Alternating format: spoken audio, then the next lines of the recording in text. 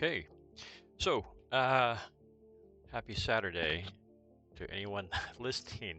I have no idea who tunes in, but if you do, it's a great Saturday morning here in North Carolina. So, what I want to start doing, the heart of recording these at all is because as a Fantasy Grounds D&D user, I struggle to understand rules. I learn much better visually than reading. And I couldn't find a lot of videos on actual Fantasy Grounds play. And certainly from older guys like me, 50 something, that um, it's been a while since we played, right? 1E, and we're struggling with 2E right now. So it's all fun and it's great. Um, but it's a constant learning experience, which is wonderful as well. Love to learn. Don't always like to be taught, but love to learn, I think Churchill said. Um, so with that in mind, we are trying to document changes to the approach to the game, changes to um, Fantasy Grounds and DMing in general. So just going to cover this real quick. So for house rules and PC interactions, um, definitely need to start training um, in town per the rules, right? So we've been very loose about that, and it makes no sense, of course, to level up in a dungeon. To me, it makes no sense. Um, as nice as it might be to the players, it makes no sense whatsoever. So maybe get away with it one, two, third level, right? First, second, third, but starting at fourth, we're going to go into town, and um, if they don't have to have a mentor per se, but it's going to take them longer. Maybe a month, maybe 2 months. I don't know what the time is without a mentor, or they can pay per the rules, right? The suggested rules to have someone train them for some gold and time. And the benefit of doing that as well could be that the mentor might teach them something that only they know, and it could be a unique spell, a unique, I don't know, cantrip we're not using, but a unique something or other that skill or proficiency that might be pretty cool to weave in. So we're going to do that. Skill checks, kind of obvious here, but haven't been doing it. That if you look for a find trap and you roll and you see failure, then you're going to be completely suspicious, right? That there is uh, a trap there, possibly. Or if you roll a success, you know there's not a trap there. When in fact, you can't really know it, um, right? Same thing with hear noise. You either hear something or you don't, but if you don't, it doesn't mean there's something not there. Um, so failure and success don't always reveal the whole situation. Um, so I'm going to do those in the dice tower versus skill checks, which are obvious, right? You either climb a wall or you don't, and it's visible for everybody to see. You either um, pick someone's pocket or you don't. Um, things like that. So I'm going to try to use the dice tower where appropriate. And a habit I need to develop is to ask them certainly straight up before the round what their intention is during the round. Obviously, I think we have people who don't cheat, or maybe cheat's a hard word, but skillfully change their action plan based on the scenario. I'm sure it's human nature. Why not? If you're given the opportunity, why wouldn't you do that? Um, so, um, so I need to ask them ahead of time. In terms of Fantasy Grounds, ran into some errors trying to reskin a monster, just dragging out of a reference manual back in. It used to work, I thought. Um, that's how I used to do it, but um, if memory serves, and now it's not. Maybe I was wrong. So now I have to drag it to a note and then drag it back, which is no problem. It's just something I had to figure out. It was pretty easy, but I had to look it up how the players can whisper to me, to the GM, and that's cool. So I'll let them know that. I would love to know the area of effect spells and auras. 5e, that's pretty cool. You have some extensions and some rules that allow you to do that, to show you area of effect. I suppose we can do it at 2e. I just need to figure it out. Um, and then still optimizing my sound and Windows setup. So working towards the seamless interaction and engagement of sound and whatnot. In terms of like DE, DM, and 2E, I'm movement above ground and below ground is a little wonky to me. It's Okay, above ground 10 yards. Okay, fine. Below ground feet times 10 base movement. But there are so many modifiers to this, right? There are obstacles, there are the terrain, there is the encumbrance, there is the level of exhaustion or tiredness, there is um, things like this, maybe weather, which certainly can inhibit or, be a catalyst for travel. And it just seems like in every scenario, you kind of have to do that mental math and adjudicate it on the fly, which is cool. I just need to figure it out, particularly as it relates to combat. So I will be definitely just kind of winging it based on base movement rates and how far along they can get. But the thing I really wrestle with is the time, the 1 minute rounds and 2E. I simply have no idea how to do this.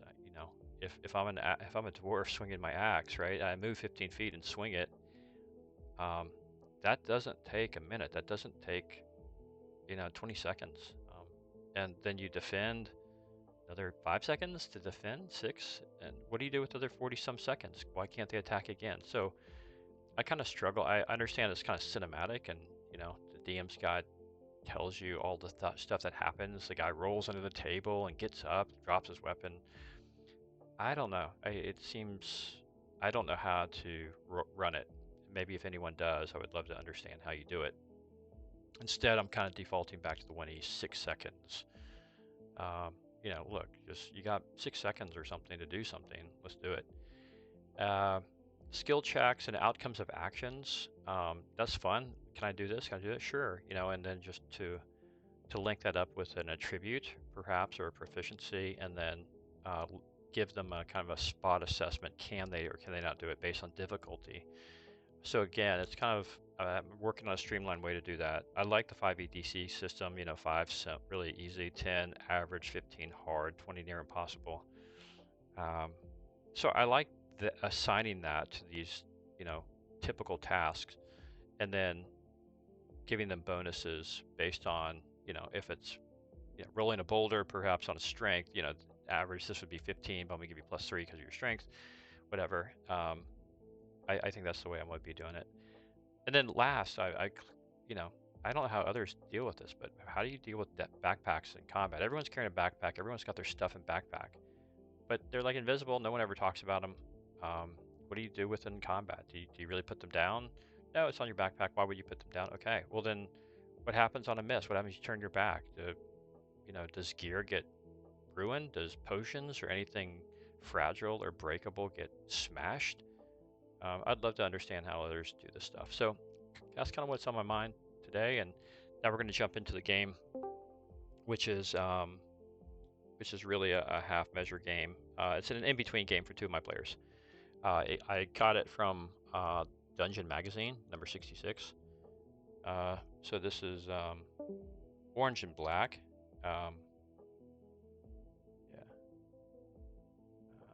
Okay. Sorry. So so this is from the Orange and Black game, or Dungeon 66 magazine, Dungeon Magazine 66, or was it Dragon? I think it's Dungeon. So Orange and Black, a first level adventure that I basically copied from the PDF, right? I copied it over for Fantasy Grounds. So it's a little fun adventure. They're trying to capture a tiger. This tiger is it's a polymorph tiger, like a permanently polymorph tiger. And he doesn't quite know it.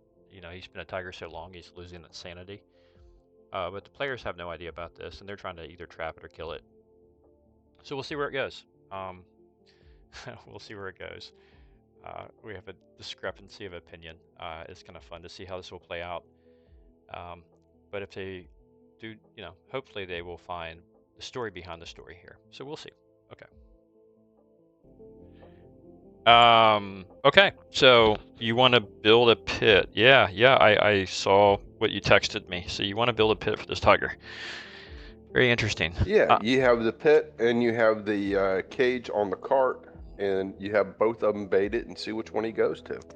All right, so we'll all right, let's reset here. Because I need to get my bearings anyhow. Let me push out the map as a recap.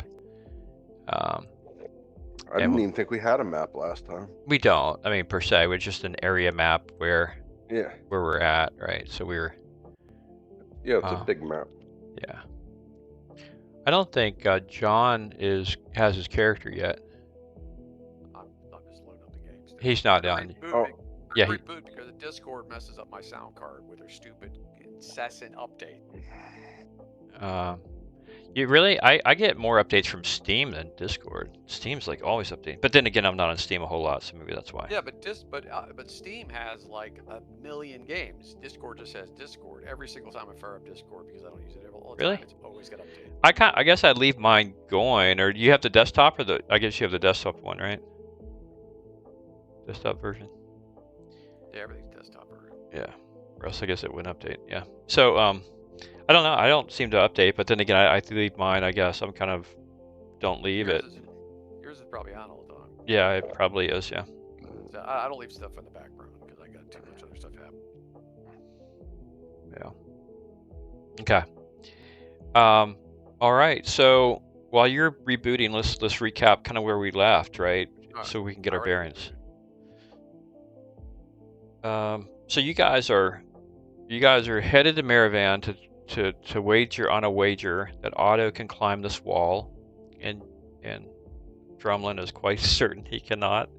But on the way there, of course, you came across a small village outside of Harrowstone on the Western Road, as shown in the map out where the pointer is, more or less. A very small village, Lucin, and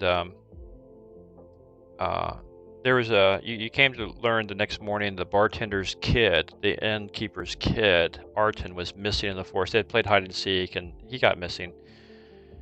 You went to find him, and you did, and there was a tail of a tiger or some orange and black monster that was going to eat him, which was up in the tree, oddly, and it was, in fact, a tiger, which is definitely not local to these parts. You grabbed the kid, you took him back. The villagers are asking, man, we can't rest while that tiger's out there. You got to take care of him, please. And so you guys tried last time. You tried to capture him, and you created this cart and this thing in it, right? This big trap, which was a nice trap. And you successfully lured the tiger in after 4 hours with some a slaughtered mutton of sheep. But the tiger went nuts, and I gave him 3 chances to break out with a 15% chance, and he, in fact, on the second roll, broke out. So he took off in the woods, leaving you guys to go for Plan B. And Plan B, as I understand it, this week is to dig a pit, 10 by 10 by 10 pit with many stakes. I think 64 or some stakes in the bottom. Starting 1 foot in from the wall, make it a grid pattern. Okay. So you want to put, these are wooden stakes, not iron, I take it, yeah? So wooden stakes. Sharpen wooden stakes. We don't have time to get iron.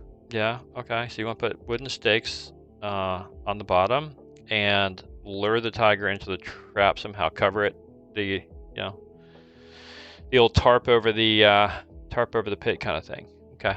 Yeah.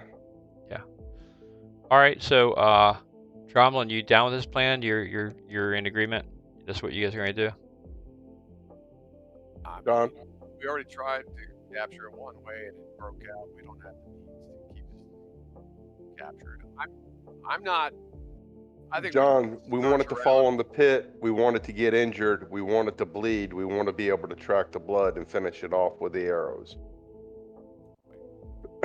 If it gets out, the net on top of it is to keep it from getting out. So it shouldn't even get out of the pit.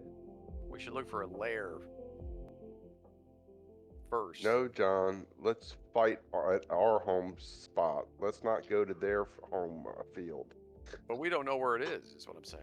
Okay. It could be in the whole forest. Yeah. Right. So finding his lair will take forever. He'll find the meat again and do the same thing. If he fell for it once, he'll fall for it again. Maybe. Yeah. Okay. Well, I mean, you guys do whatever you want. The villagers are completely, supportive of whatever you guys want to do because they're just thrilled you're helping them. So. Well, I mean, obviously we need to do something about the tiger for the sake of the adventure, but it's don't forget we're not dealing with just this tiger for a lot of reasons. We already logicked out that the thing is here by some other means. It isn't just. It's not like some tigers wandered up 1,000 miles from the jungles of the south of Greyhawk. Right. We don't know why it's here, but we got to make sure we either capture or kill it, and we tried capturing it, so now we're going for kill. Yeah, but it still hasn't actually killed or harmed any of these villagers. They're just overreacting, in my opinion. I think that, it's a wild animal. Wild animals are all around all the time. I think everybody's freaking out because it's a tiger. So I think no good is going to come of killing this thing without trying to find why it's here in the first place. That's my main concern. If we figured out why it's here and if it is actually aggressive because of some evil presence, that would make me feel better as a lawful good cleric of Moradin. But now I'm like, I don't know what else to do. Like, we might as well just try to We are going to kill the tiger, and we're going to be heroes to the town folks, and we'll have a nice place that we can come hide out when things get bad, that people might actually do something for us. Well, I mean, I hopefully I make friends everywhere I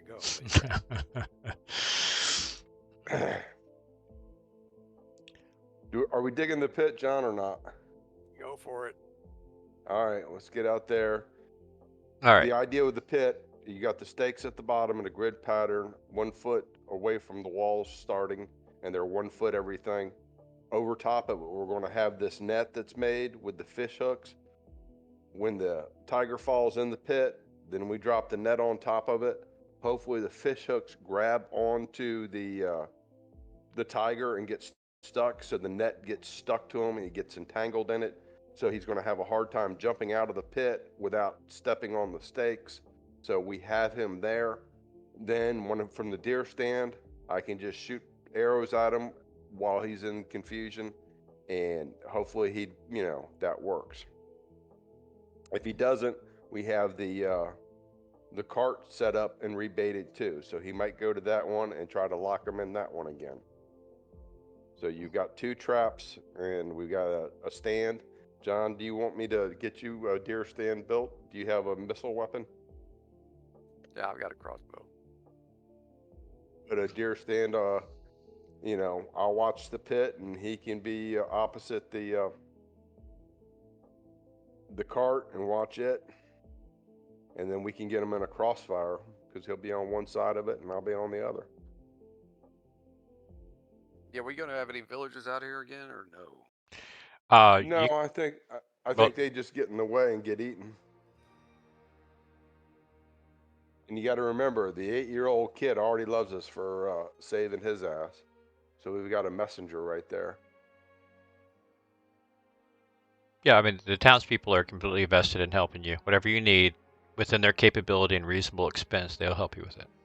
Well, the wooden stakes we should be able to get from the forest, and all we need is ropes and fish hooks. So I don't know, I mean, that's the main thing. I wanted to get 64 fish hooks and have a net that's a grid that matches like the bottom. So when it drops straight down, hopefully the fish hooks hit the stakes. I mean, he's going to get caught in between, whether he goes up, down, or sideways. He's either going to be in the pit, stuck in the pit, or the net's going to be stuck to him trying to get out of the pit, which is going to be hard. All right, so let me understand this whole net concept. So I get the pit, that's clear. Okay, net over top the pit. Which means the pit has got to be underneath a tree or some cabling system to hang it. Okay. Yeah, we can use a bunch of 10-foot poles if we have to, or we can put it under a tree, pick a tree, and then it's like we can build the deer stand off the tree or the whole bit. You can give me a tree if you want. If not, we'll just do it with poles. Yeah, right. Okay, that so way you just pull, and I want it set up to where all I have to do is pull the rope from my deer stand to drop it. Okay, but okay, so you're gonna dangle some carcass from the rope over the pit, and the pit is covered with what? You said a net? Are you trying to camouflage the pit? Net's on top. I mean, if we can get a tarp or something, or just have leaves or brush. I mean, something to where he doesn't immediately see that it's a pit. Okay. All right, so if I'm understanding correctly, you've got this pit, 10 by 10, 10 foot by 10 foot square, and then 10 foot deep. And in essence, Right. if you could, a cube with We could take linen and stitch it together, hold it at the edges of the pit over top of it, yeah, and then just cover it with a light level yeah. of No, dirt I and get that. leaves. To, No, I okay. get that. So the concept of a tarp covered with earthen stuff to try to camouflage. Leaves. On the outside of it, you're gonna have 4 poles or a tree or some kind of thing to dangle a carcass from that midway over the pit, and then on top of that, you're going to have The net. a net kind of With horizontally fish hooks on it. Yeah. laid out such that when you pull the rope and the carcass down, it basically folds like an umbrella onto this. Yeah, it just drops straight down on the pit. Just think of it like a top going on a Planters Peanuts can. You know, it's designed to fit that size where it just covers the pit. Yeah, right. Well, it'll have to be, I think, weighted at the end, or something, Right, that's whatever. what the fish hooks are for the weights. Engineering wise, right? So this is going to take a little time to build, right? This is a 2-day project. yeah, this is elaborate. I mean, we should definitely be getting help from the village to Oh create yeah, all the stakes and there's all that. Because yeah, stakes, there's you just don't pull stakes Right, but I'm out saying of the a tree. cost isn't that much. I figured it was like 4 or 5 ropes, right. 64 fish hooks is what I wanted, and then the wooden stakes you can get all those from the forest. They're Right. free, and you need shovels to dig. So the only real cost are the fish hooks. Okay. Okay. Yeah. Look. I get what you're pitching. There's no unreasonable thing I can say that would cause that a problem. You would find the right thing in the forest. I guess you don't care. You assume that the scent would attract the tiger, maybe other things. I think Yeah, the if we get a constraint. bear, that sucks. But Yeah. The constraint for you guys is going to become the time, right? So, and not that that's not doable, just to be mindful that you had 7 days kind of leave to go from Greyhawk down to Narwhal to report in to the Baron down there. So, and that's no problem. You're only on day 3, right? Of the beginning of say day 3 of that 7 days. So I agree with you. This is a 2-day project, day and a half for sure. So at the end of the 4.5 days, you guys are ready to trigger that. It only leaves you really 2.5 days to deal with this thing, and climbing the wall if you so do it. Climbing the wall is going to be a bit out of the picture now, as in terms of travel time. So, did you really want me to try well, climb this wall? I mean, it's going to be ever in your mind to know if you can do it or not.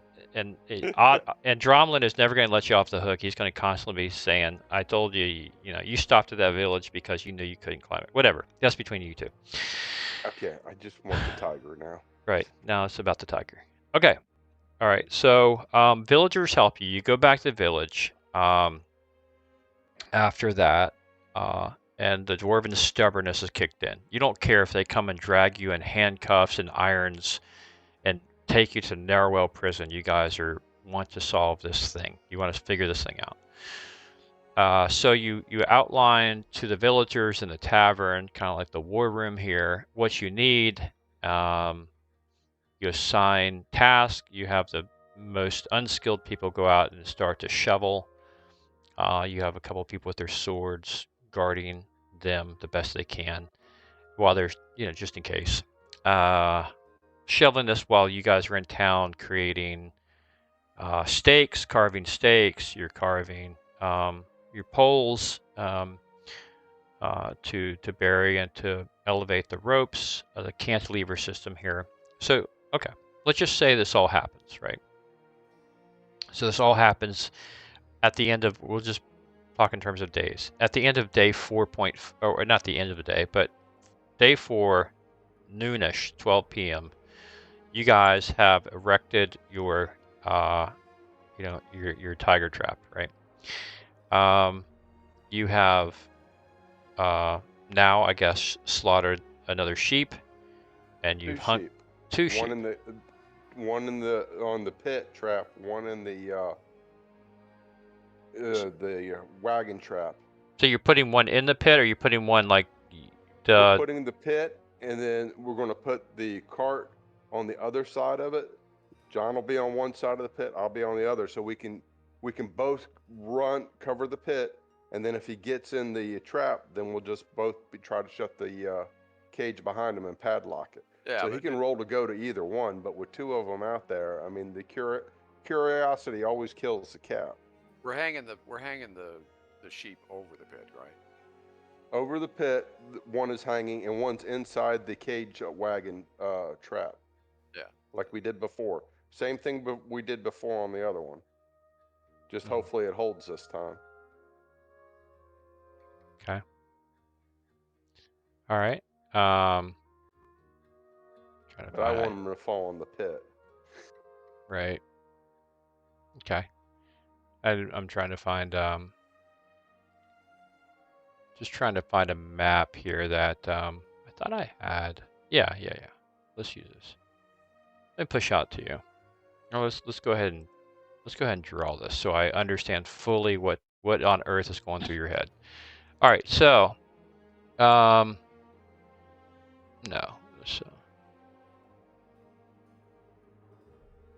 Okay. So you have a 10 by 10 pit. Yeah, put Here. it right here in the middle. Okay. Great. You have a pole here. A pole here. Pole here. Pole here. Okay. You are covering this with a tarp and camouflaging it. Right. Now the sheep is on the tarp or underneath the tarp. Suspended. It's hanging from a tree. Over Well, the pit. but there's two sheep. I know that one's hanging, right? So you have if we go 3D, here's your poles arching over this pit, and then you have your sheep suspended from these poles, right? Where's the other sheep? Okay. So from the ground level, you got this. You got some sheep hanging over, right? These poles. You're gonna need at least 3 poles. I have 4 here, so let's imagine 4 poles. They're hanging. The sheep's hanging over. You're tarped here. Underneath, you've got spikes all in here, right? You've got a net, or you got something, a tarp drawn over here.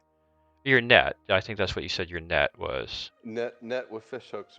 Oh, where it joins. So when it falls, hopefully, either he gets stuck by the spikes in the pit, or gets hooked with the fish hooks on his skin, where the ropes are on. The net stays on top of him. So it's not just he gets out of the net. He's going to have somebody pull the fish hooks out of him to get him out of the net, so he stays in the net. So here's the sheep. Where's the other sheep? You said 2 sheep. In the cart. Take the first square that you had there, Andrew. Yeah. Where's the cart? Back here? Okay. Cart? Draw it south of the first thing right there. Yeah, not that close. Way. Like another 20 feet at least. Just put 20 feet between it. Oh, crikey.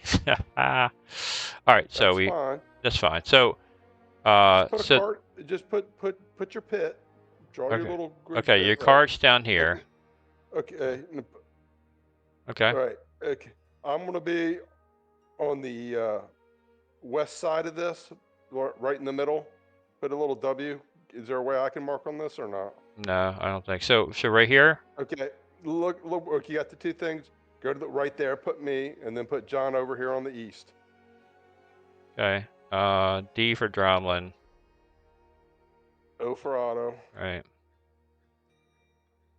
And we're going to be elevated in a stand somehow. Look at that. He can walk in either way. A deer stand. Yeah. Okay.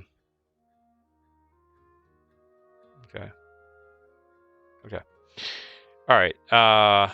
And you said you're on a tree in a deer stand? Yeah. Both of you? I am. I'm not getting on the ground with a tiger. Well, yeah, so for sure I'm elevated in some way. The tigers can climb trees, but okay. Yeah, but they got to start climbing first. Well, I mean, if he climbs up a tree, I'm going to put my axe in his face, so whatever. Yeah. Okay. I mean, All right. All right. I just don't want him to grab and pick me up and run off with me on the ground. Now, to be clear, you're saying you have a stinky sheep back here as well. Yeah. Okay, so just out of, for argument's sake, what if he Well, I picks don't- up this sink and he just completely bypasses the trap and goes to the sheep? The sheep is inside the cage of the wagon cart. Okay, so what you're telling me is you repaired. If he gets the bait, either one, he's either going to be in the wagon cart cage or he's going to fall in the pit if he Right. goes for either one of the baits. Okay, so you repaired the trap where he broke the Right. clasp, and you're trying to repeat that endeavor. I got what you're so pitching. he's got 2 spots he can go to. All right. most likely it's not going to go near the cart, right? All right. Logically. Right. All right, so here's how we're going to play this. All right, so here's how we're going to play this. So there is going to be, let's think this through. Like you said, the forest, you don't know how big the range of this thing is. You don't know where its lair is. You don't know how much territory it covers or how much meat it has elsewhere, and how hungry it might be. Nonetheless. And we don't know if it's the only tiger. Right, or you don't know if it's by itself. Right. So we're going to give you, however, for your ingenuity, I can't penalize you too much. This is good stuff. So we're going to give you a 30% chance. No. What we'll do is it'll be a tiered system. So we're going to give you we're going to start with a 10% chance the first hour, and every hour after that it's going to go up 10%, up to a max of 50%. So that he is going to encounter this during his stuff. It might be nighttime. You might be at a disadvantage with night or not, as the case may be. Okay, so that's the first thing, which is fine. I think that's reasonable. The second thing we need to adjudicate here is that he's not the only beastie in the forest that likes stinky things. So there's going to be a 15% chance that you're going to encounter a forest denizen you don't want to encounter. Yeah. In that event, we do have the option to scare that thing away. Yeah, or kill it, or whatever you want. Yeah, that's right. That's right. You don't. Right. So 10% increasing by the hour. Okay. 15% straight up. And if he gets to this trap, okay, so there's going to be. We'll deal with the probabilities of him doing this, but it's reasonable. Okay. If he falls in the spikes, he's definitely going to get hurt. How big are the spikes? How deep? How 1 foot. a foot. Okay. So falling damage. Each spike that hits him is going to do like 1d4 damage, and there could be up to 4 or 5 that hit him, depending. Might outright kill him. If he isn't significantly impaled, there's a chance that, like cats, he can climb up out of the dirt with his claws and get out of this pit. But if the net's on him, have a penalty with a net on his back. Yeah, right, exactly. So that's how we're going to play all this. If he goes back into the cart, we're going to repeat it. He's going to have a lesser chance to go in the cart. I mean, he's not a complete idiot. He's going to be wary of the cart because, distantly in his memory, he got that whole scene he got trapped in before. Doesn't mean he won't do it. Just means maybe a lesser of a chance for him to go in. All right, so let's go ahead and play this out. See what happens. All right. And if the pit, keep in mind, if the pit, we can't be making like a pit that's like 20, 30 feet deep.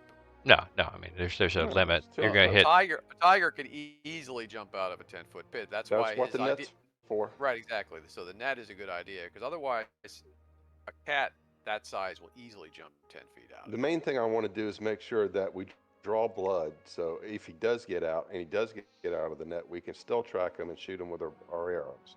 But I want him wounded and I want him bleeding so we can follow him because we're not rangers. A blood trail we can probably actually follow, but just into the woods, I don't want to follow this thing. Because I mean, I literally, you guys remember Shadow, my first cat, my black cat. He could jump 6 to 8 feet straight up. It's crazy.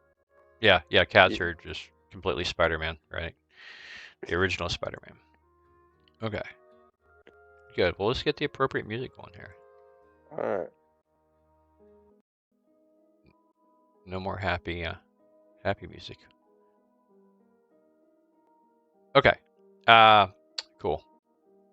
All right, guys. So let's play this out. All right. So like I mentioned, 12 p.m. the clock starts. You guys set it up. It's noonday.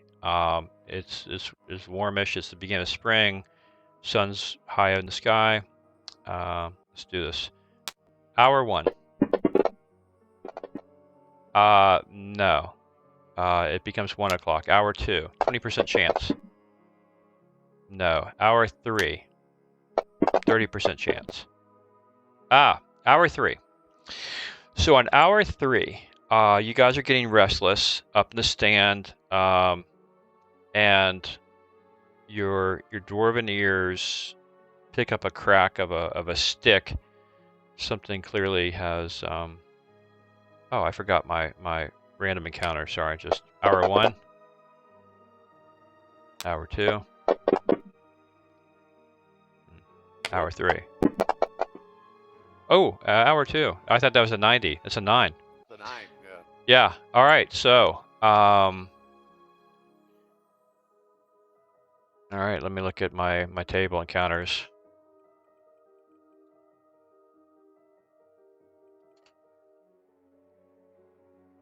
All right.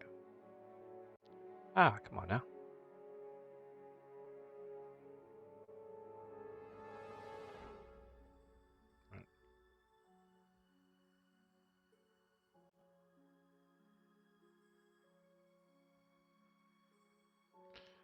A little extreme, my table. Just looking for the right table, guys. Okay. Okay, so hour 2. You guys, you start to hear something. And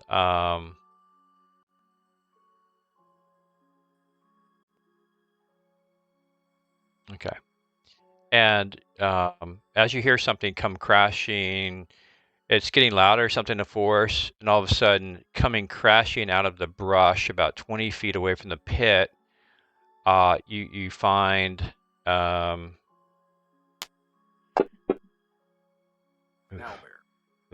you see 4 wild boars come crashing out of the forest, of the brush, snorting and looking in the direction of your pit and your sheep carcass. Fire an arrow at it. Try to get them out of there. Okay. All right. Go ahead and let's uncover this. Okay. You should be able to see the wild boar on the combat tracker now. This is theater of the mind as far as the forest, although I probably can bring up a forest. So you go ahead and Otto, you go ahead and draw Well, yeah, bow. All you have to do is drag and drop attack R onto the wild boar. And hold on, let me. I need to add. We should have surprise. Yeah. I'm not. They don't even have a chance, right? So, as far as to act right now, they're just coming out of the brush. okay. So I hit the red thing here, but I don't see Dang. where are the boars and where are we? Well, don't they're see just it. on the ground, just theater of the mind right now. So, hold on. Okay. Do you see the boars in the combat Hold tracker? on a second, Andrew. My dad's calling me. John, do you see the boars in the combat tracker? Yeah, I see all the things are. Okay. All right.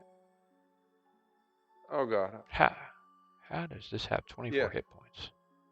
Gotta deal with that. All right. No problem. I'm playing Dungeons and Dragons with the boys now, so. All right. Love you, Mom. Bye. Not good. What's up? Go ahead, Andrew. No, everything okay? Yeah, Mom and Dad. I call them every morning when I go to play cards, but they were calling me to tell me they were going to a funeral this morning. So, I don't know if you knew Gary Connors used to own SR Parat, the big beer distributor. No. Yeah. Anyways, we used to buy beer from him at the nightclub all the time. Yeah. Yeah, I remember the distribution company. Yeah. Yeah, it's funny. His brother Gary Connors. I don't know if you know him. But anyways, he used to work like as a security guard there. He kind of a fuck up, but he's a big, heavy guy, about 400 feet, not 400 feet, 400 pounds. But anyways, he's got diabetes real bad. his dog chewed off his little toe or whatever. Oh no! And he Ugh. got blood all over him, but that's what actually saved his life because they didn't know how bad his circulation was. The That, dog eating his toe. It's a dude, that is strange like story. ugh. I mean, this is like worse than anything I could throw in D&D. It's like, ugh.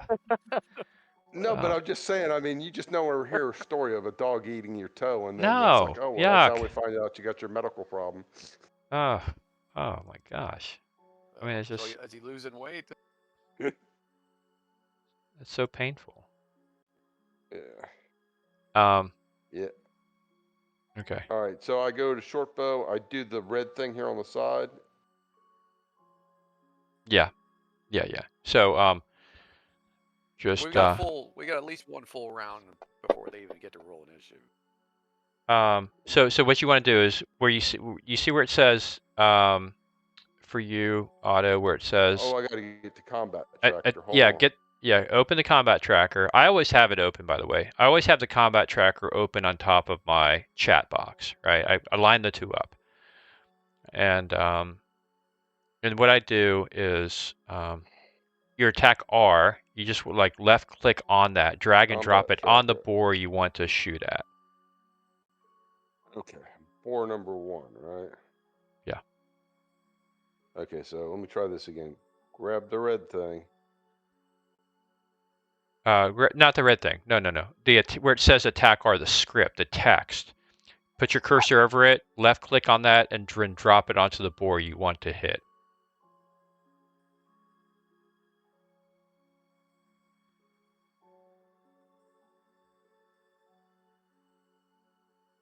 Okay, I'm not getting this at all here.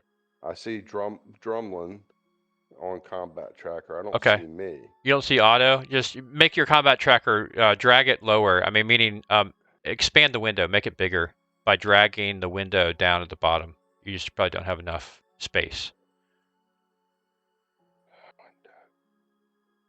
Yeah, if you move the mouse down to the edges of the box, you should see the arrows change to like double arrows, and you just stretch it. Combat tracker. Yeah, but your name comes up on it, not Otto. Okay, so check out Discord. I'm going to share my screen. Okay. So check this out. I'm going to share my screen. I want you to see what we're doing here. Okay. And it's going to say go live, and you say yeah. You want to be able to look at that, right? Watch stream. Yeah, watch stream. Right. I'm guessing it's John. Can you see? I'm not sure which window you can see, but Let's see, it says stream pause for some reason. Okay. The stream's paused. Yeah. Okay, hold on. Oh, there it is. I think. Wait.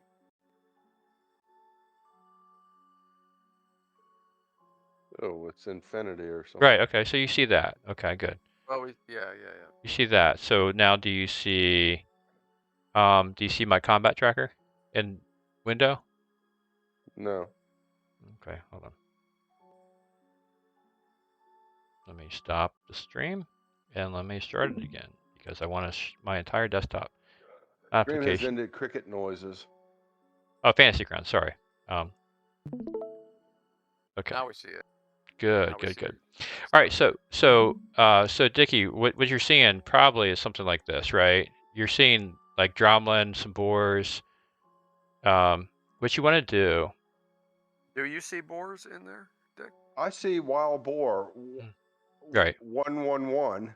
Right. Auto. Oh, I'm out here. Auto mag at the bottom. That's right. where it is. Right. And you just keep. So the green thing. What do I do? Right. You gotta stretch the window down.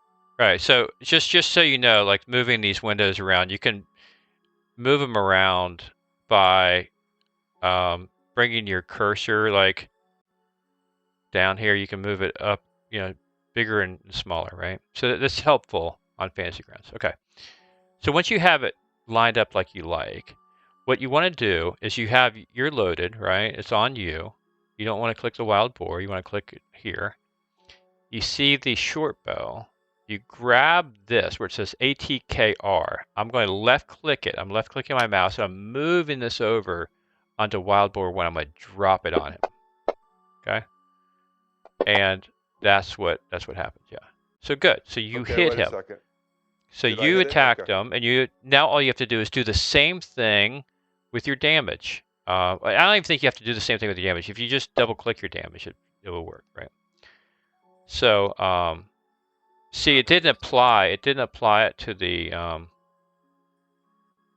wild boar. Drag it over too. So go ahead and drag that damage 1d6 piercing. P is for piercing. Do the same thing. Drag it onto the wild boar you just hit. Is that it? Yeah. See that? Now, do you see what it says in the combat tracker? Damage 6 to boar wild 1. Status wounded. Okay. Right? That So should, So the that wild should scare them away. Yeah, the wild boar, right? I mean, these guys weren't expecting anything. They certainly weren't expecting to have an arrow in its side.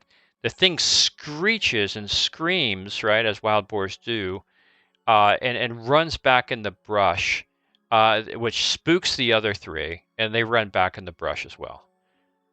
So for the time being, at least, the boars are not in this area. Okay? All right. We'll see if they come back. But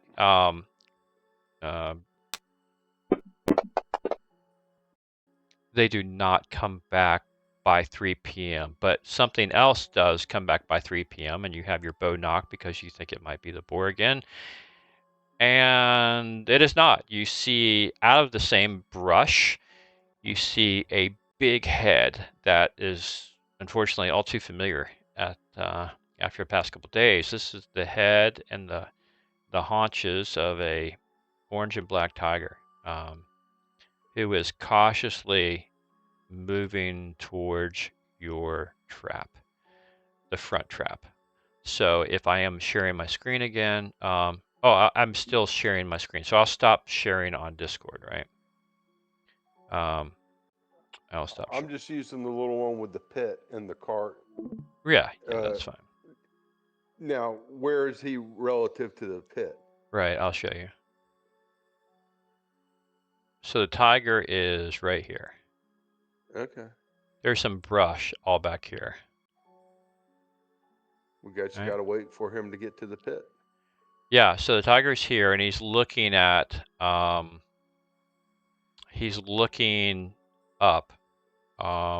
cautiously at the pit. There's poles here and here and here and here. He's clearly confused, but inching forward, cocking his head, listening, looking, and that's where we're at right now. So, okay, let's go ahead and deal with the tiger. So the tiger is inching close. Clearly, he's interested in the sheep. He's not some super intelligent tiger. He's a normal tiger that's semi-intelligent. Let's see. Yeah, I mean standard. Okay.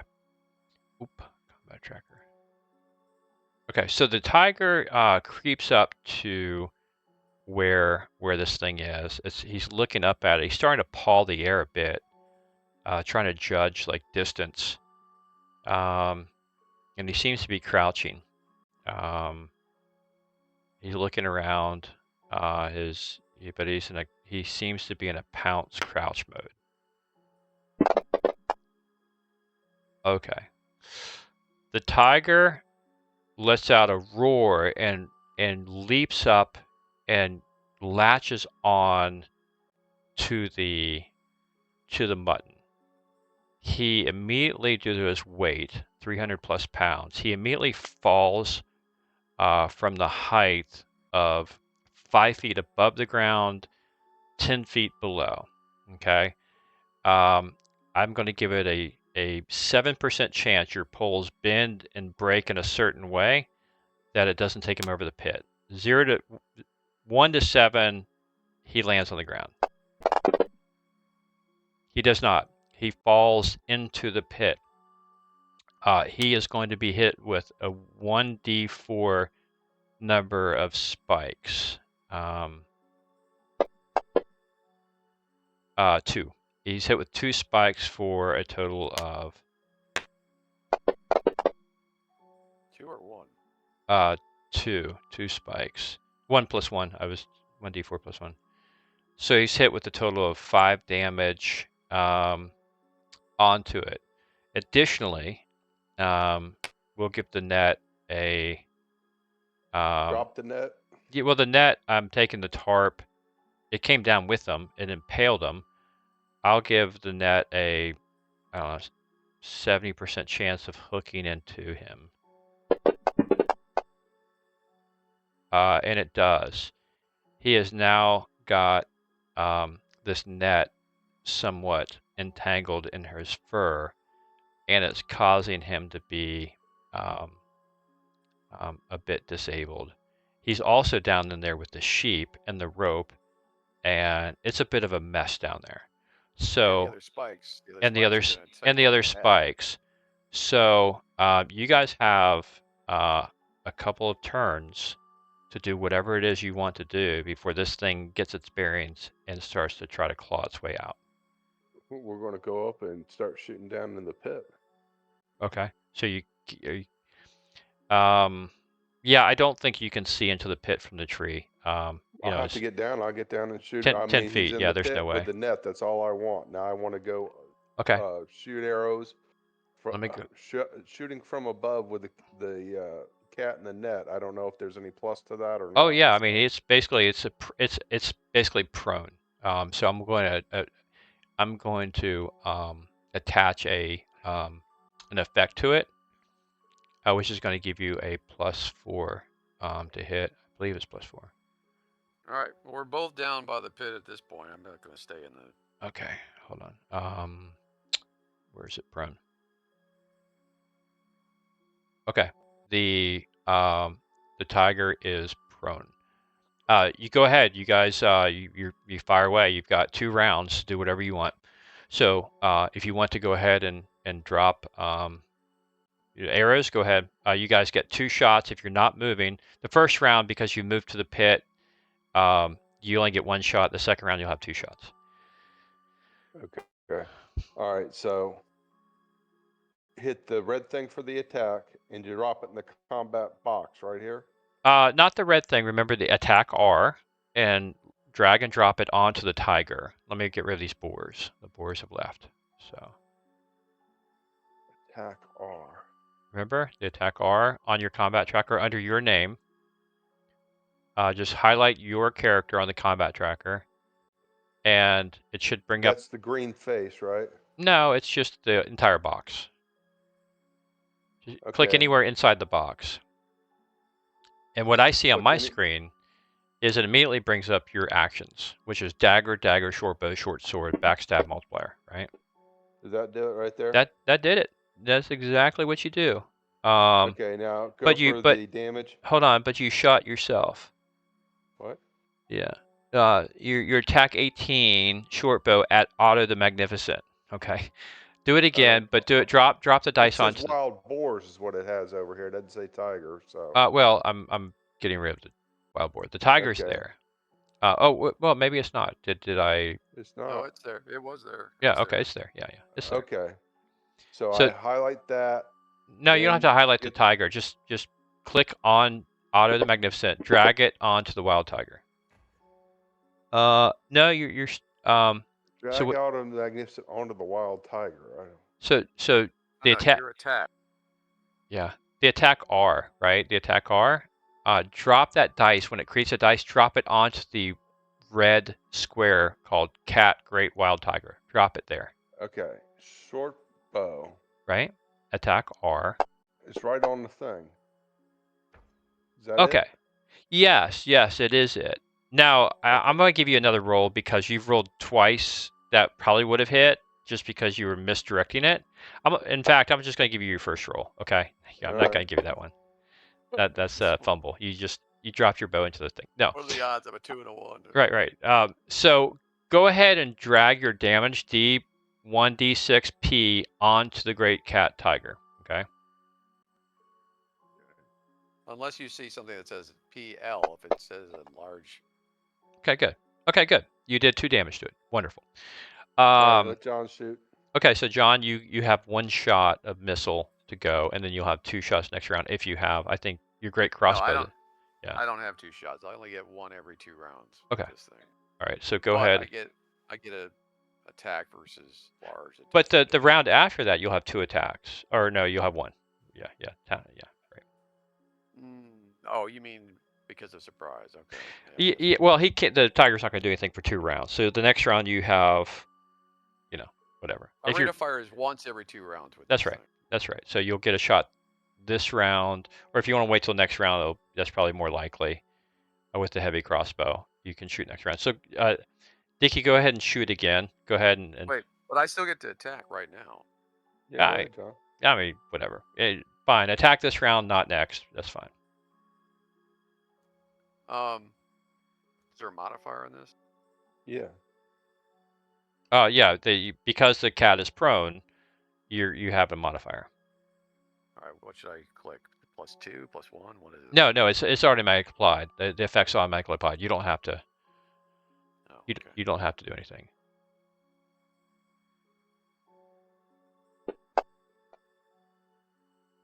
Okay. You hit with your crossbow bolt. Go ahead and roll your damage. Of course, I get a 1. Okay. All right. Okay. Round 2. The tiger is trying to get up, and 50% chance he steps on a 50% chance. Well, there it is. Steps on another stake, which he does for 3 points of damage. And is getting very agitated, very scared, and very hurt, very angry.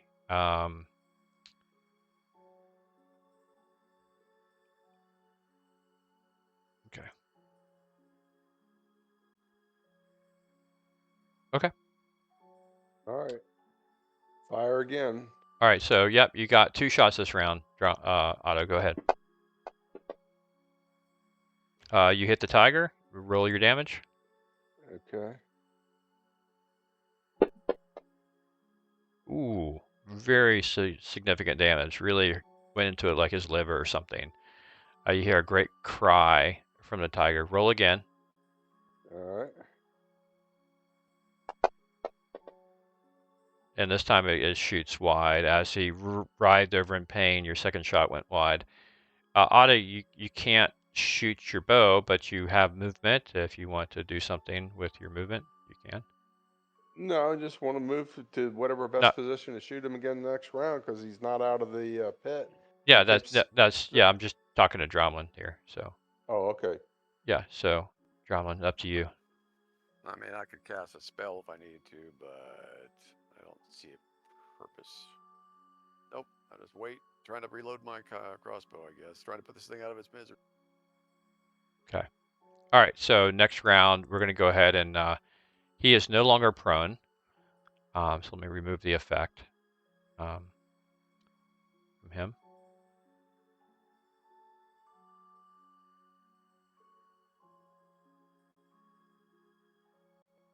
Okay.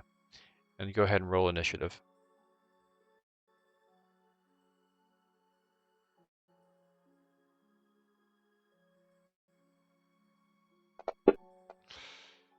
And we are going to get more appropriate music on here.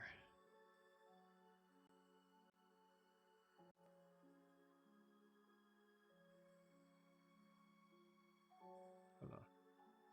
That we were. You probably have initiative on your shortcut bar on the bottom, Dick. What do you want me to do? Roll initiative. It's like press F1 maybe if you got initiative on your first. Do roll a die 6? No. Roll initiative. Initiative. It's on the. Oh, I see it. Initiative on the weapon, the yellow box. No, just initiative from your main menu. Go to the main tab. Okay. On your character. Main. It's all right. I'll roll it for you. Got it. Hold on. Yeah. Initiative. Yeah, and it's next to, just like you did attack R, you can just roll I and IT right next to the short bow. Okay, but that's fine. That's fine. It's already. I'll just roll a die 6. That's fine. We'll give you initiative of 1. Okay. Dromlin, you already rolled. Yeah, you guys go first. So, Otto, go ahead. You got a shot at this tiger before it looks to climb out. Oh, I got to get back to where I was. There it is. Combat tracker. All right, so just roll. Okay, here.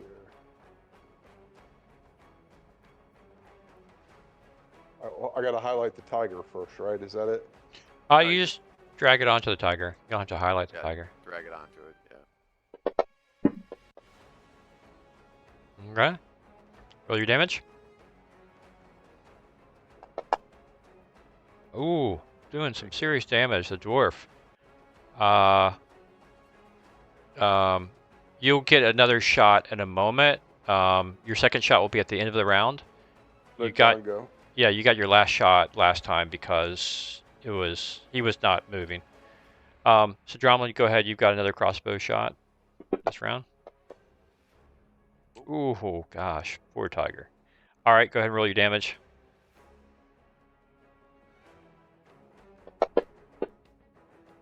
Oh, tiger. That did it. The tiger, as it starts to get its claws into the dirt, most certainly ready to jump out, took a heavy bolt in the back, crushed the lower spine. It falls back on the spikes and it dies. To your great surprise, when it expires its last breath, the tiger transforms from a tiger into the shape of a human. And you have a human that has been impaled by arrows, bolts, and spikes. Yeah, I figured something was going on. Okay. It's a were-tiger. Okay. But Well, I mean, would we be able to damage a were-tiger with regular ammo? I don't know. It looks like we did. All right, let's get the shovels and fill the hole. Oh, hold on now. Let's not be crazy. This isn't a tiger, Dick. It's a dead were-tiger. We fill the hole up. We tell them we killed the tiger. We're heroes. But were-tigers are not innately evil.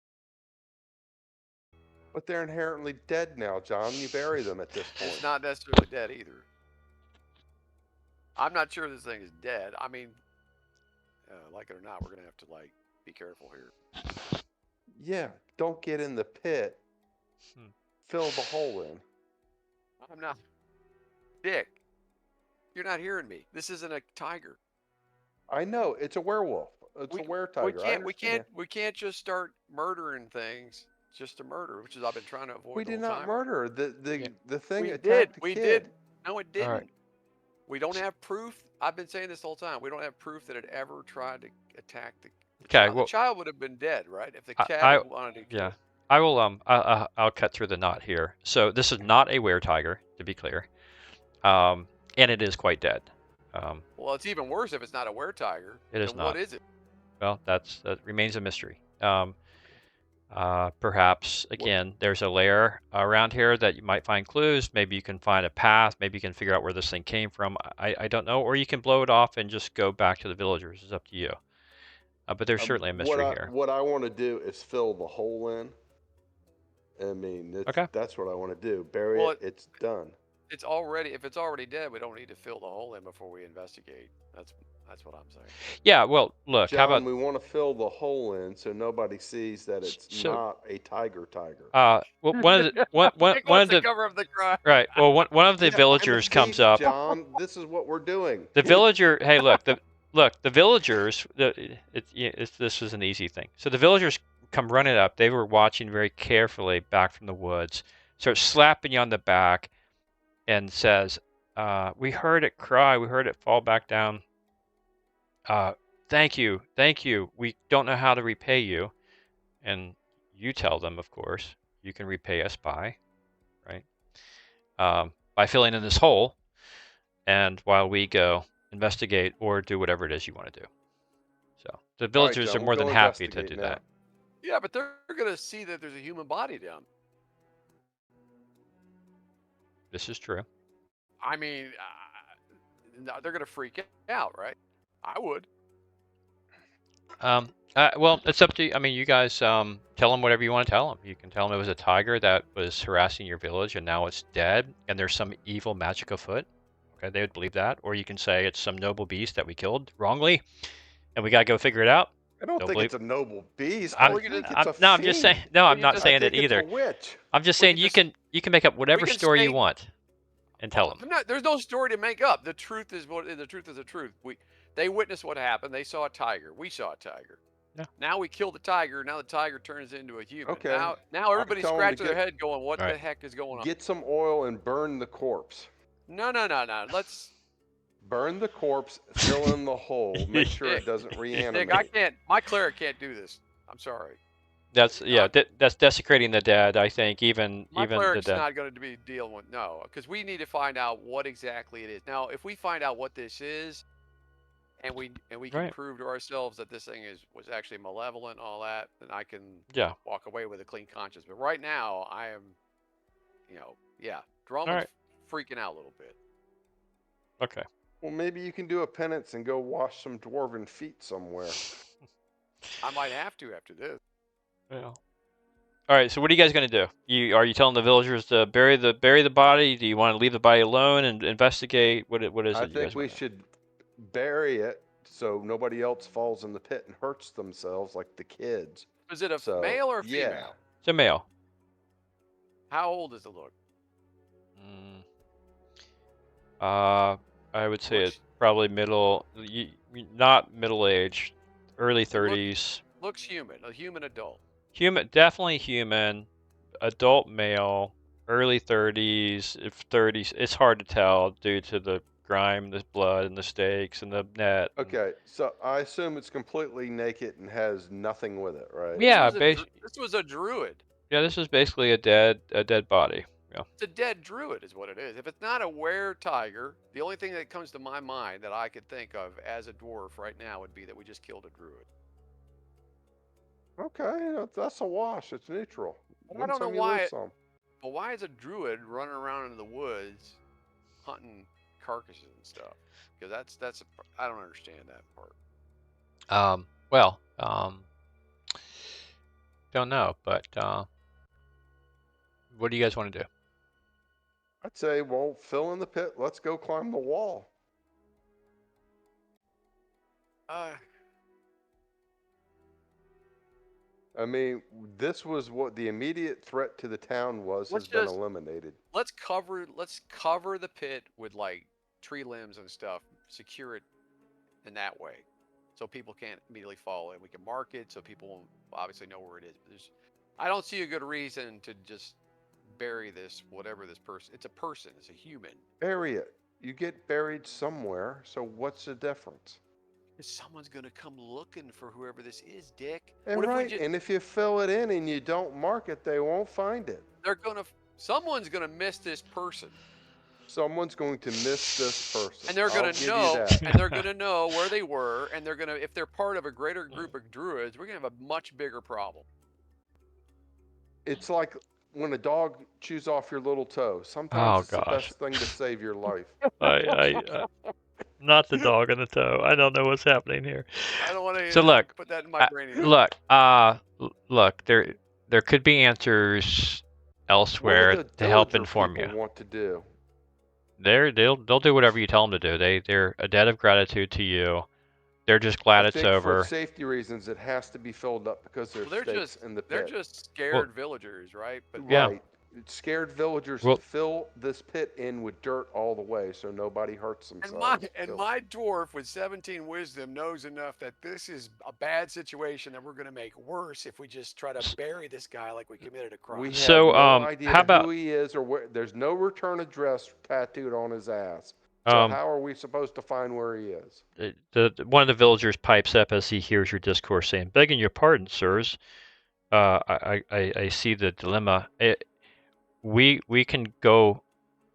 We can use our rope out of the cart. We can get this rope and go down and fetch the body for you and bring it upwards, and then fill in the pit, if you'd like. Or we can stand guard until such a time as you guys are agreed to fill in the pit. All right, John. If you want to pull the body out, you put it in the cart cage and lock it in there in case it reanimates. Yeah, we can do that. We'll And we can go around to the wall and climb that with the dead body in the cart. And if anybody asks us about it, it's yours if you want to claim it, sir. Do you know who it is? we'll just recover the body, put it inside the cart, lock the gate on the cart, and have couple of these villagers stand guard. Maybe we could get while we go some and look for the lair shrouds to wrap it appropriately. I can deal with Like it later as a priest. No, but I'm saying when we put it in the cart, we get it out. Let's put a shroud around it so it at least looks like we're trying to respect the body. I mean, you can give the villagers you can give the villagers the instructions. You know, they can do the hard work for you. You tell them, hey, look, fish the body out, put it in the cart, lock it, cover it up, guard the cart, fill in the pit. Shroud. You know, tell them what you want to do. They'll do it. I mean, they owe you a debt of gratitude. It's only 3 p.m. They got 3.5 hours more daylight. They can fill in the pit and do all the stuff. All right, that sounds good. Meanwhile, we're gonna search around and kind of go backtrack, look for cat tracks, follow where this thing came from. Hopefully. Well, you do recognize that each time you've encountered this cat, it has come from the same direction, which is back through the brush. So like the east or something. Yeah. I mean, basically, right. It was north on my little sketchy map, but yeah, it's through the brush. Northeast. All right, fine. Okay. So you guys start looking for trail where the cat may have been plodding through and stuff or whatever. Yeah, I pushed the thief in front of me. Let's stop arguing and go. You pushed the thief? Yeah, that's what I do. You mean talking about the guy who has all the ideas on how to capture a tiger, who is the Tiger King? Is that what you wanted to say, John? Is that what you wanted to say? The Tiger King, okay, Tiger King goes, Tiger King and Dwarf King go into this forest, right? Okay, that's cool. All right, so you guys go through the brush. You see where a bit of splot of blood from the boars kind of ran through there, but off to the left is kind of a more of a kind of a worn passage through the brush. It's clearly the tiger has come through. You see little tufts of fur here and there through brambles and stuff, but it's not far before you get to the other side of the brush that the forest kind of resumes in its sparse trees. And yeah, sure enough, there's it's not very difficult to find a pathway, which is still a bit odd that there would be a pathway for a tiger who you would think would be more rangy in its nature, but perhaps there was some semblance of human intelligence remaining, and that there is a pathway that you follow that winds around the creek, the stream that is decently fast moving in places, slower in others.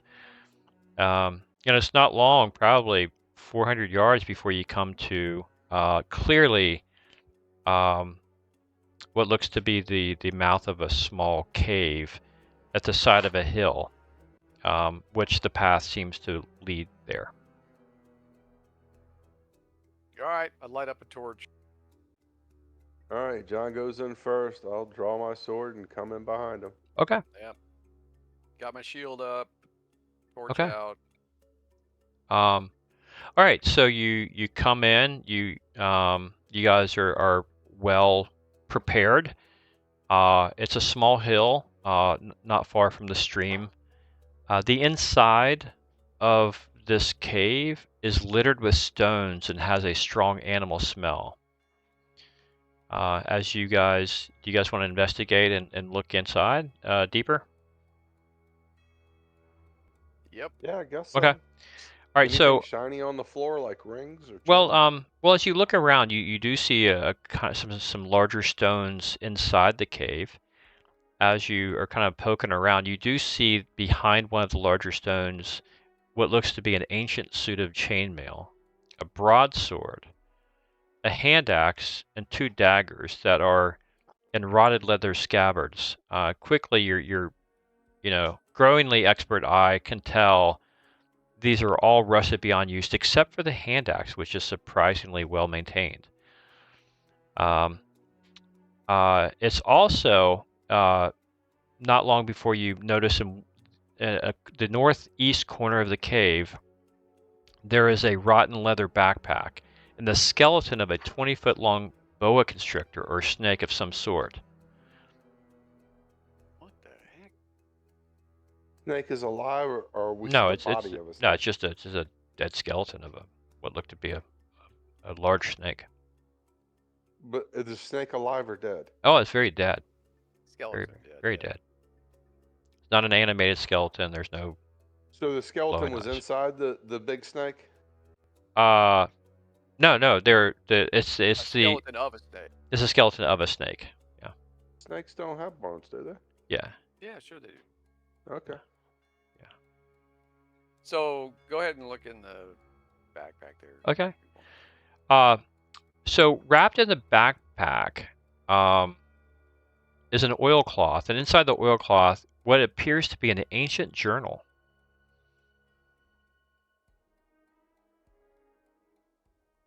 Can I read any of the text? Yeah, it's in common tongue. Do you want to read it? Is it Should we read this glowing or back at the end? Huh? Okay. Let me I me want see to if I read can- at least a couple of words out of it. All right. let me see if I Is there can a title? yeah, let me see if I can just put this into the well, let me go ahead and put it Titled, in. or is it just somebody's journal? Well, you'll see. Let me put it into the chat box. See if you can read that. Open it up. Can you read It says journal something. Gritty? Gristy entry? Journal? Yeah, can I you? just see Grizzlies. I click on it, I just see Gristy journal. cost.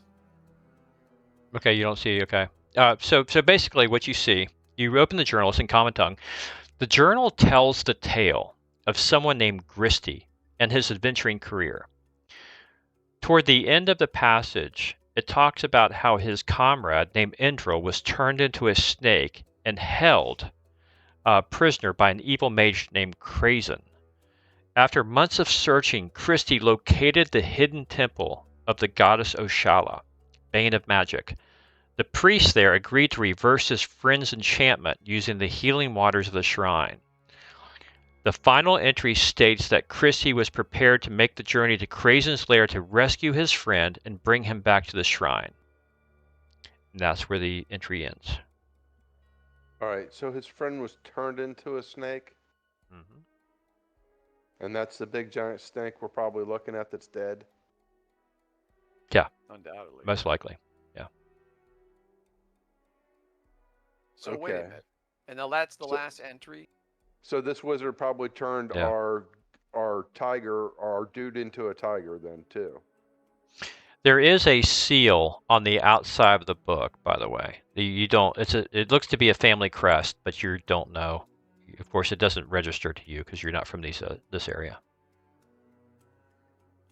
A seal, like a wax seal or something? Yeah, kind of like No, just like- a leather sketched into it, drawn artfully into the seal of the journal, is Okay, like- an emblem of a seal. Yeah. Etched into the leather, okay. Yeah. I think Dick's guess is as good as mine. That's what I would have guessed too. So the guy probably just betrayed him with the same magics, where some evil mage did this kind of crazy work. Plus, he's working with some kind of a priestess or something. I don't know. It sounds like, I don't even know Okay. what kind of temple. Is this something from the Greyhawk mythos, or is this something unknown? I probably would know as a cleric. Right. Yeah, I wish I had the answer for me. Put it this way, it's an official. It's the book D&D. look like It's not. This is not from my the mental workup of me. This is official D&D content, if not mainstream. Yeah, Okay. All right. from back in the day. Dragon was the- Magazine '66 is where this came What was the is a goddess or something you mentioned? from. Well, they mentioned some healing waters. That's Yeah. what I'm interested in. Oh, I'm wondering if yeah. we could Yeah, but get I'm some of trying the to, water as healing potions. I'm trying to figure out what kind of ethos we're dealing with here. Right. Well, it's it sounds like Osha. we're dealing with something deep. You read back through the journal. It says Oshala, the Bane of Magic, goddess Oshala. Yeah, that is. I think that is a Greyhawk. But there it talks about some hidden temple, and yeah. So that's what you find in the cave. Putting together, perhaps now you found the mystery to not being a were-tiger and possibly not being a druid. This could just have been an unfortunate polymorphed, permanently polymorphed guy. So we actually did a service by putting him out of his misery, John. Or you did him a disservice if you could have reversed it through the healing waters of Oshala. But But who we don't knows? know where the temple is. No, but there is, in fact, another well-worn path that leads away from the cave in a different direction. So take the next left and we go to the temple. Well, it's possible. It goes somewhere. Clearly, the tiger was interested in going to two places. All right, John, you towards. keep the journal. I'll take the hand axe. Okay. And there's nothing else of value here, right? There's nothing of value here beyond these two things. So let me make sure I get this into the party sheet. I'm not proficient with the hand axe, but maybe I can sell it for something. Yeah, it's clearly well made. Axe is it? It's a hand axe, however you define a hand axe. It's not like a battle axe, like it's a hatchet sized thing. Is that what it is? Now, the book that John has, there are a lot more pages in it. Is it worth something in and of itself? It honestly, it's no. I mean, yeah, there's some unused pages. It may be worth something to perhaps the family that it belonged to at beginning. If you could find that family, they might be highly interested in. Okay, well, we'll have to read it more carefully later and see if there's any clue to where he's actually is from. Yeah. It talks about his adventuring career, and yeah, okay. And maybe someone from the village may know the seal. I don't know.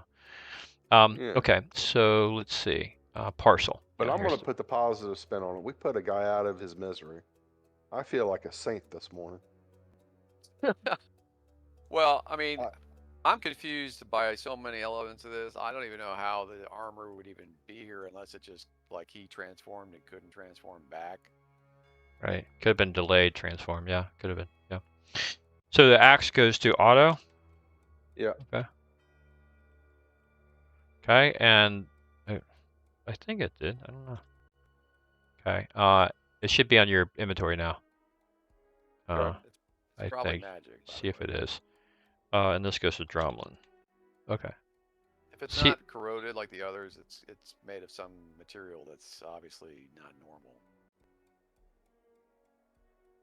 Okay. The style of armor, will we have any idea where that's made? Did we give you an idea who the armorer is? There's nothing special or remarkable about the chainmail. It's rusted, but it looks to be fairly standard in these parts. Sometimes armorers put their initials in it or an emblem or a logo or something. No, you cannot see any such things. Yeah, sorry. Is there any reason to recover the rest of this stuff, or is it just? There's nothing of personal effects in here. I mean, the armor is useless. The armor is rusted. Yeah, you would not want to wear it or try to hoof it around. For sure. It's useless. This is the hand axe and the journal. It's the only thing of worthwhile to your keen eye. That's all that's of value to you. All right, John, do you want to go down the path or do you want to go climb the big wall? Well, I want to recover the snake skeleton. What are you going to do with a snake skeleton? Well, think about it. It's another person. It's probably related to whoever was the writer of the book. So if we recover the skeleton, you want to put the snake skeleton in with the other dead body in the back of the cart. Yeah, because it's not just a snake skeleton. According to what we read there, this is the last remains of another person that was. So at this point, we're going to have a dead body wrapped up in a shroud with a giant snake skeleton next to it. And now you're starting to look kind of creepy. Well, I'm just looking like a cleric who wants to bury the dead, Dick. That's all it is. Yeah, but it looks like you keep killing everybody to bury them. All you right. You made me kill this guy. It had to be me killed him. So Dromlin, roll me a religion check, and I'll see if I can give you a little bit more background about this person. So roll a 100-sider, and I'll give you 60% chance of remembering this.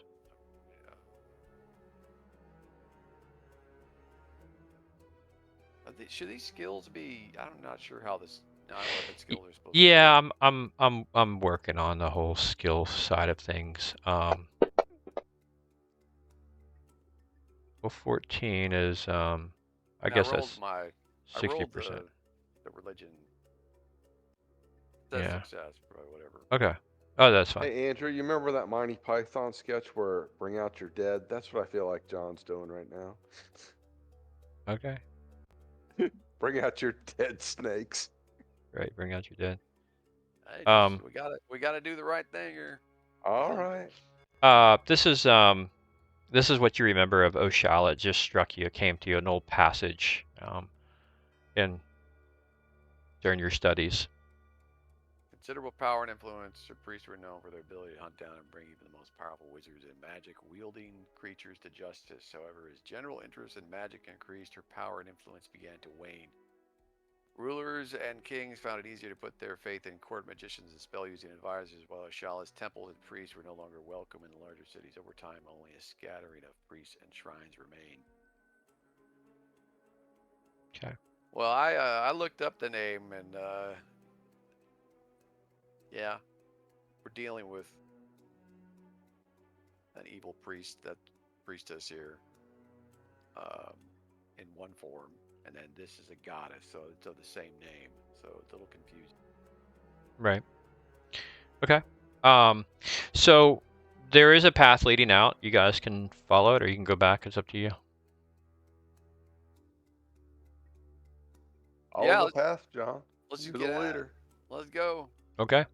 All right. Let's. You guys follow this path, and it crests over around some trees and through the forest and over a hill and through a couple of hills down an embankment, and not long after that, Grandmother's house. yeah, right, to Grandma's house we go. Let me put you guys on the sheet here. I've got a map for you now. Let me go ahead and put you on the outside of this map. So you guys come across this. You come, just pulling it up, sorry. You come outside of, it seemed like a kind of a secluded walled temple that has some large stones kind of being used as part of the wall here. But generally speaking, yes, walled in, and there is a what is it actually? There's an arch. There's an archway that's 10 foot wide and made of weathered gray marble. Even from this distance, you can determine that the arch radiates magic. We can determine that it radiates magic. Yeah, you're dwarves. You're dwarves. You don't like magical things, and it gives you a bit of a creeps when there's strong what type magic. of little things are carved on it? Faces, animals, symbols. There's nothing carved into the marble actually. There's no runes or symbols. It's just part and parcel of the arch. Is this picture on Discord? Is that it that we're supposed to look at? Is there a picture of it?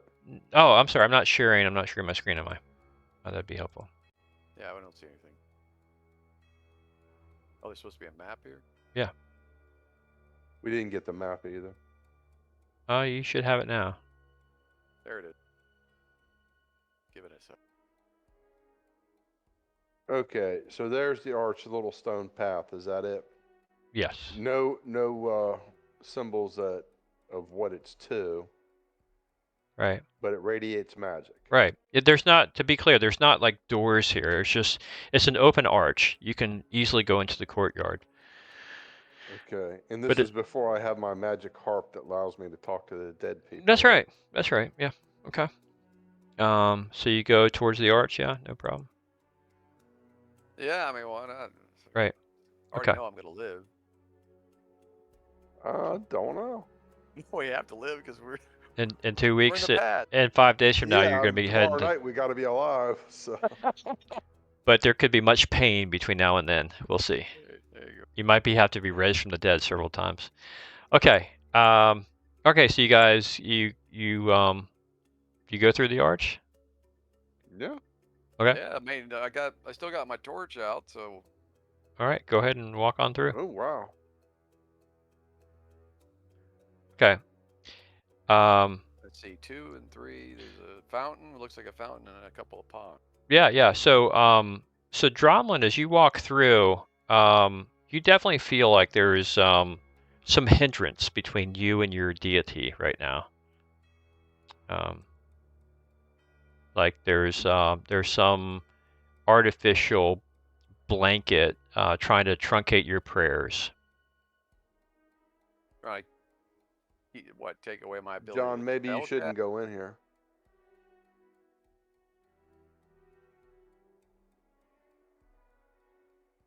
Or maybe I should cast something right now before I go any further.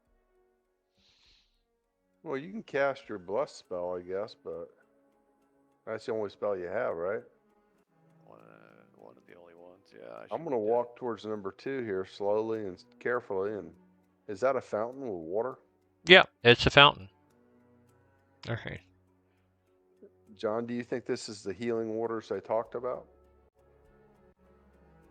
It could be something weird going on. I'm going to cast Bless. Okay. I want you On I want two you. of us. Okay, go ahead. You're gonna have to catch up to Hickey, obviously, because he's kind of run away. Well, no, I'm not going to let him run away before I cast it. Well, do you want to catch up to him or No, what? Get John, over do you here, think we should get some canteens or something to you barrel should this up?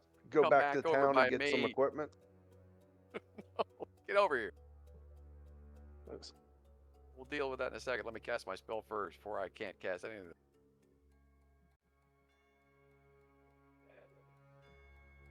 That's a good place for me to go wash my dirty feet right there. Okay, you can pay your so penance. right. So you go ahead and cast your bless.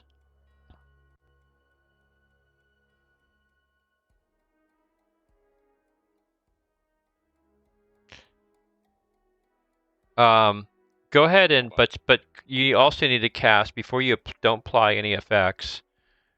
I need you to roll a saving throw versus spells. Before I cast? Well, I mean, Or no, after? no, you after you cast. Hold on.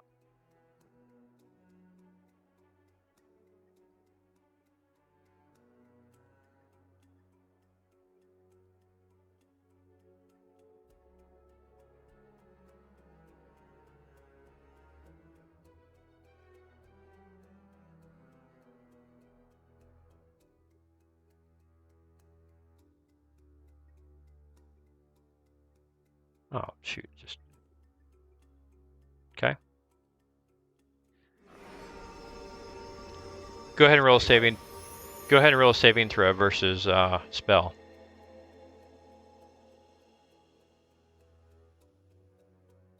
I can't read this freaking thing here. Let's see.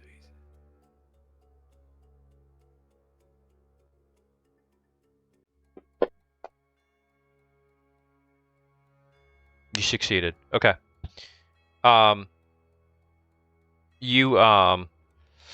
Okay, you apply. I need to apply the bless to both of you. Okay. I can do it if you want. Okay, go for it. Yeah. Okay, so you've applied bless, but you felt like there was something hindering your ability to do it, and you're not so sure if you were to repeat it that would work. Okay, what do you guys want to do? Go check out the fountain? Is that what we're doing? I'm looking around to see if there's any other objects in the ceiling or floor, and Dick can do his thing. Yeah, to be clear, you're outside. There is not a sky above you. There's walls around you. There is what looks to be a fountain. There seems to be some pools of water that maybe have not been naturally, or they're here now for whatever reason. Doesn't look like they're part of the landscape. And there is a building ahead of you with stairs going inside. There's some kind of what kind of, like, made of stone or a temple of some kind? Yeah, it looks like inside this compound there is a building that looks like maybe the temple. Yep. Well, let's start with 2, the fountain. All right. Well, we're obviously in some area that's under the sway of some other deity. It's the only way it could be blocking me. Okay, out. She needs to go out because she hadn't been out. I can't take her out. But I'm saying, are there any engravings around it? Any coins in it? Okay, hold on. Let's approach it. Okay. So as you approach, you can see that as you both approach it, you can see that the pool is filled. At one time, the pool would have been filled with looks to be crystal clear water. At the moment, though, it's filled with algae and green stagnant water.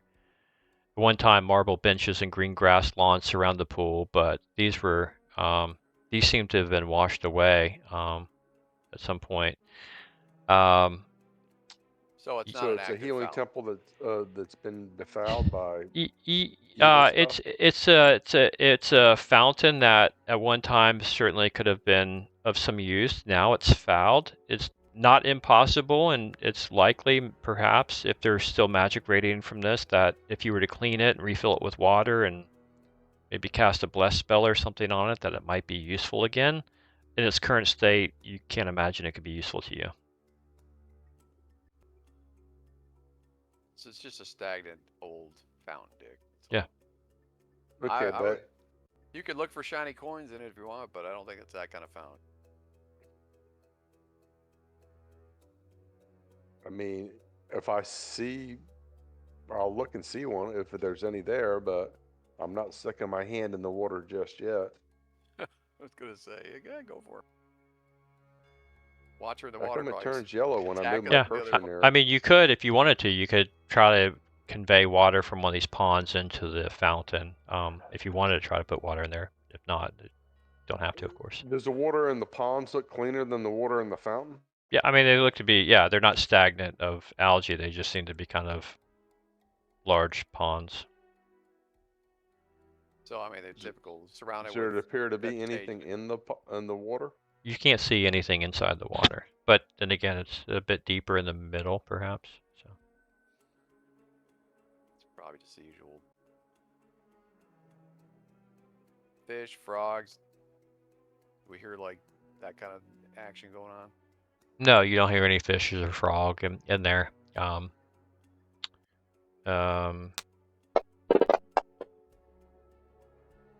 you don't hear or see anything.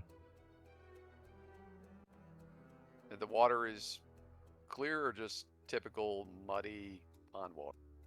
Yeah, I mean, it looks clearish. It seems to be clear, fresh water. Muddy on the sides where it's the boundary of the land and whatnot as interface of it. But in the middle, it looks fairly cleanish. All right, I'm gonna wander around to the stairs there and see if I see anything like identifying this temple, like any kind of scriptures or Okay. All right. sign. As you walk by, Drumlin, as you walk by, these rocks and you come skirt the pathway here, you notice there's some ripples in the water that do in fact become evident. And as you turn around, you find that there is a claw that comes out of the water, and with the silt of the bottom of this pond on it, it reaches onto the land, and you're staring at what appears to be a giant crayfish. And I need you guys to roll initiative. A giant fish? The giant crayfish. Crayfish. Yeah. Why is there always something? All right, hold on. So I got to go to the main thing. Initiative. All right. Let me roll my initiative here. Hold on. Not next round. Is it a die 6? Just click the initiative button. I mean. I did. It said 0. That's why I'm not sure. It's on your. If you go to your main tab of your character sheet, you just drag that. So you just. Okay, you got 3. Left click and drag that 0 Okay. over to. You got it. 3. Yeah, you got it. So crayfish comes out. You guys have the initiative, the first move. So let me get it up here to let me do something here.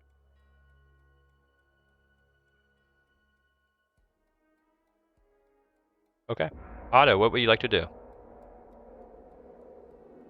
I guess I'm gonna try to fire 2 bow shots at it. How far away am I from it? You are, well, you can see. You are We 19 don't see feet. it. Oh, you don't see it? Oh, sorry. It's not in the combat tracker.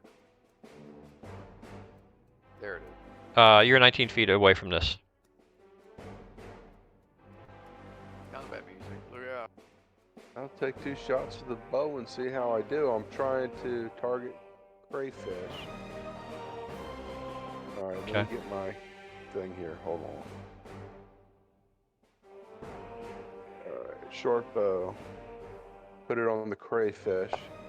Good. Is that it? Nice. No, you just shot at Dromlin, but you missed. You can try the crayfish Oh, again. I'm sorry. Where's the fish? Just drop it onto the giant crayfish underneath Dromlin. You can drop it either on the crayfish on the map or the crayfish on the combat tracker. Yeah, you can drop. Yeah, but he's coming out of the water. My thing, I got a target on there. It's him. Yeah, you should be, Crayfish. You gotta drop your die onto it. or just double click the die now that you're targeted. Okay, hold on. I can do it for you if you want. I don't think he's targeted. Oh yeah, he is. I targeted him by accident because I was looking to see the distance. All you have to do is double click attack R or single click, I forget which. All right, You don't even have and to then drop I roll it. in the box over here, right? No, yeah, I mean it'll do it automatically. There you go. So you just shot a giant crayfish. Go ahead and double click your damage. Because you're targeted, you don't have to drop the damage anymore, you just double click it. Okay, so you put an arrow into the crayfish. What would you like to do, Drumlin? There's a crayfish that just came out of the water. How big is this thing? Is it my Bigger than size or us. is it It is hold on. Stats. Size large, 8 foot long. Oh God, okay. Yeah, I'm not gonna charge it quite yet. I'll just use my crossbow. I got, of course, 1 shot, so.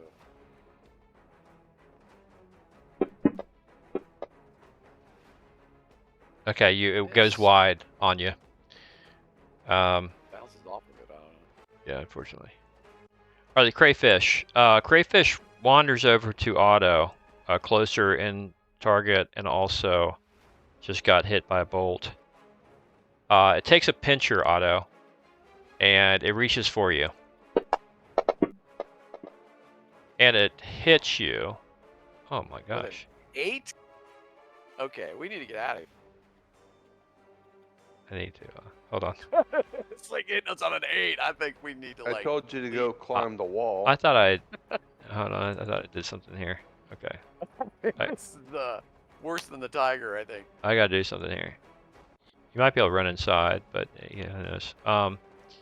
Sorry, I'm just doing a little housekeeping here.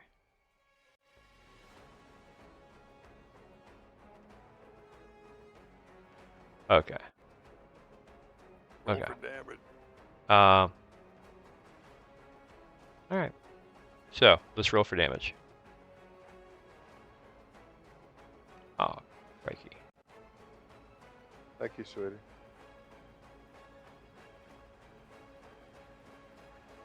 And do it again. Yeah, it did. Okay. All right. So damage.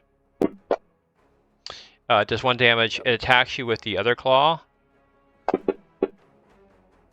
It hits, and it does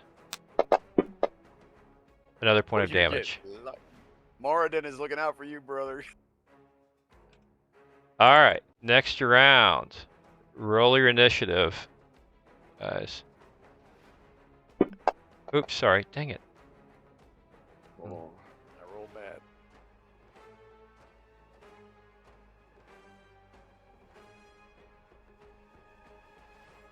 Okay, Otto, did you roll? I thought I did. Just roll a 10-sider. 3. Got it. All right. All right. Good. Otto, what do you want to do? You just got pinched twice by this crayfish, right up in your grill. Run. Okay. I want to run. Where do you want to run to? I want to run down here. So if it follows me, John can attack it from behind. Okay. Is there a stone? There looks like there's a rock face down there and a wall. There are rocks down Something you here. can climb. You can try to climb walls. Yeah, that's what I would recommend. Do. Find something you can climb. You want to try to climb this rock over here? Yeah, if I can get out of the way. Well, roll me a climb then walls we'll- check. Your skills check. Yeah, I'm going to go to skills. You just double click the. Climb walls. Yep. 50%. Let's see if you do it. Double click. Okay, I'm trying to double click it here. Damn it. Climb walls. Oh, there it is. All right, looks like you climbed the wall. Yeah, nothing like motivation. You rolled a 0, 100. 0? What did he roll? I don't even know what he rolled. Dude. a 1, and he had a -1. So Oh, okay. because he's blessed. So all right, it's an automatic. Perfect climb. Yeah, you were highly motivated. You know you were going to be absolute crayfish bait. Now, is this why I'm out of the way of him attacking me again? Yeah, I would say you're 13 feet above the ground, 14 feet. He's 8 foot long. His reach is going to be height-wise, maybe 8 feet high. He's a water creature. He's not going to be climbing rocks here. So. All right, so that was my but- turn for this round to get out of the way. Yeah, but he does follow you over there, and he's snapping at the base of the rock, trying to figure it out. He's not very sharp, of course. Which brings us to All right, Dromlin. next round, I want to be able to shoot down at him with the bow. Okay, Dromlin, what are you doing?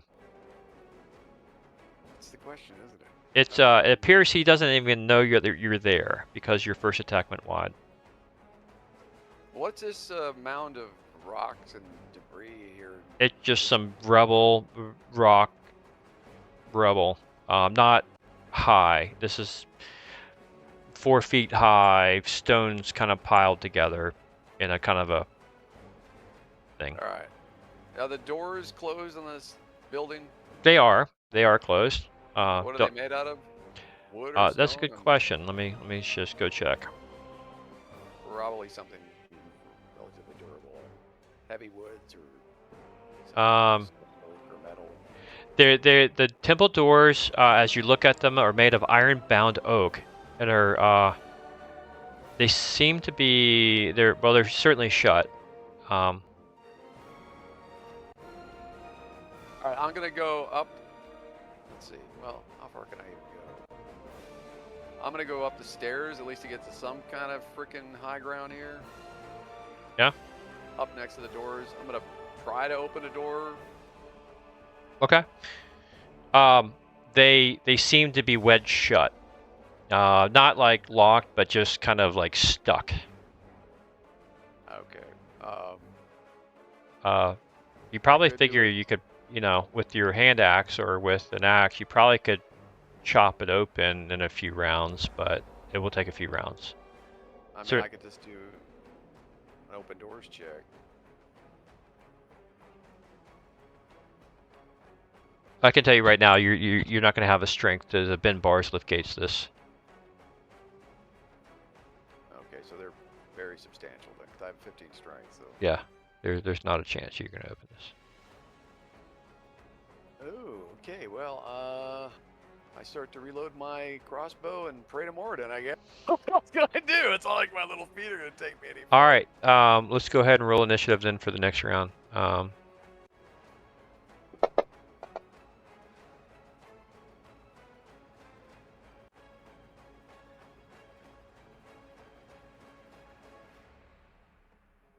Dick, do you see your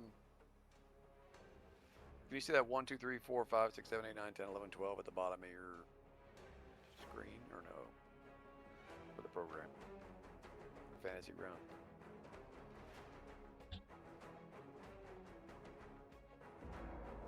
I think Dick is. What's AFK? that noise? Oh, there you are. You gotta roll What was with that it. noise? No, no. What was that noise?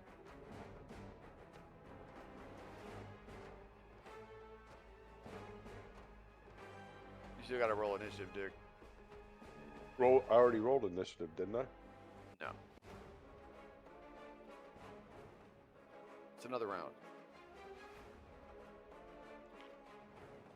So here's what I want you to do. Let's take a timeout real quick, Dickie. Look at. I'm going to share my Discord screen again. See if you can do There this. you go. Okay, 9, good. I want to show you something that's going to help you. So go. I'm going to share my screen again. Fantasy Grounds. Go live. Did John ever take a shot and hit or not? He I'm tried to still open the reloading. doors. He tried to open the doors and was not successful.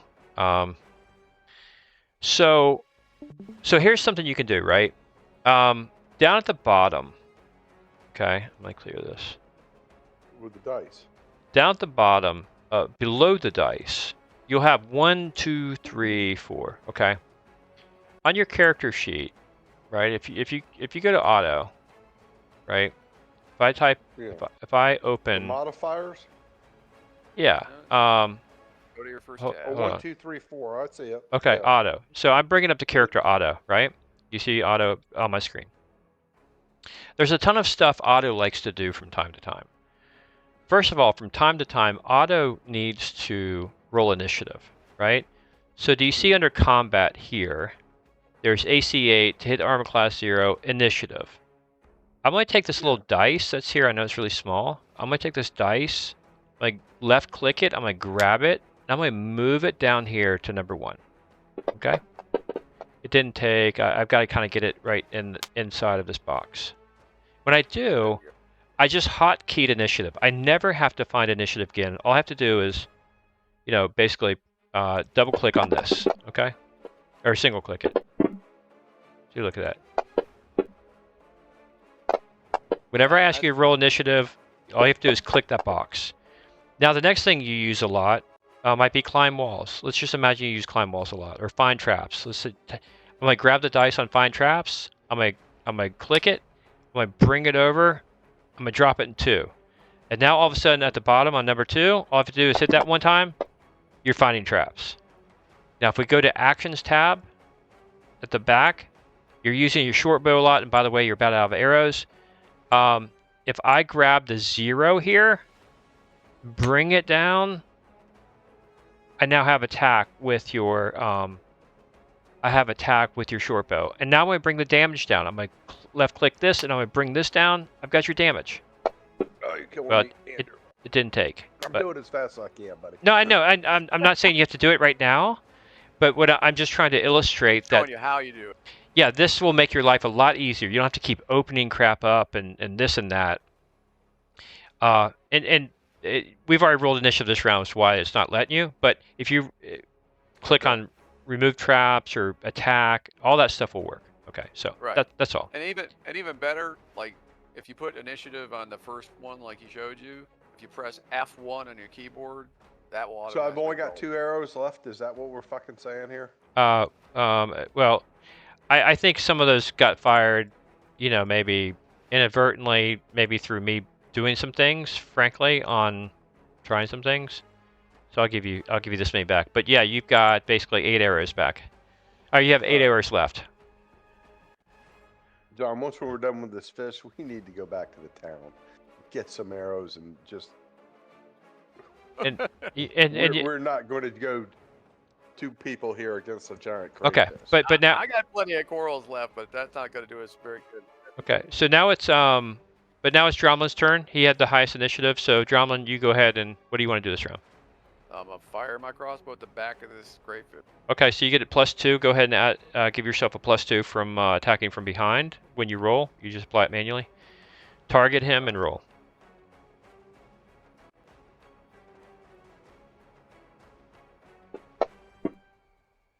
Big hit. Nice, nice. Yeah, she is a big hit. Go ahead and roll your damage. All right, you definitely put a bolt right in between his underneath his exoskeleton. He whips around at the pain and definitely knows you're there, and he has you in his eyesights, which means his back is turned to you now, Otto. What would you like to do? I'm not going to jump down and do a backstab. I'm going to fire the short bow. Okay. Go ahead So, and attack. Click. Should have a bonus again. Yeah, a +2 bonus. So Wait a second. we'll just. Short See the bow. little modifiers thing at the bottom of your screen? Well, you can assume it's Yeah. So I wonder if an 8 would hit. 9 actually. 9. Yeah, a 9 would hit. I'm not sure. It's a miss. That's the first one. Tell me when to take the second one. Probably didn't hit. Probably didn't. Before you take the second one, hit the +2 next to your dice, and then roll. +2. Yeah. Short bow. Okay. Go ahead and roll your damage. Nice.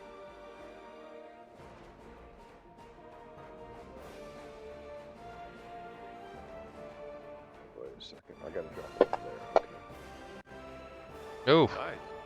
Well, yeah, you apply it to yourself. We got to make sure your wounds. All right. Crayfish. I don't think it. Yeah, it didn't apply to him. Yeah, yeah, he hit himself with his own damage. I So don't the- see it on the comment tracker. Is what I'm saying. No, I had to change it. So the crayfish runs over to you. Good grief! How far can that thing move? Yeah. So the thing about 2E is it's your base outside. It's your base movement times yards, and so this thing Right. has a movement rate of 6, so 60 yards or 180 feet. So it basically is. But I'm gonna give it disadvantage because it's having to. Well, now it's 8 feet. I'll say it's cool. Let me. Well, it's got to climb up the stairs too from the side, so Yeah, it's it climbing. would have to go around the edge. It can't Yeah. come from the side of the stairs. Yeah, no, I know. It's right here. Okay, so I think it is not targeting Otto, but it is targeting Drumlin. All right, Drumlin.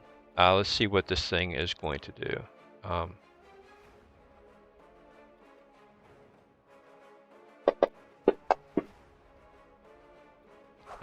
I can't tell. Did it hit?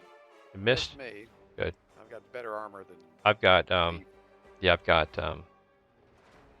this map window is way too big for me right now. Hold on.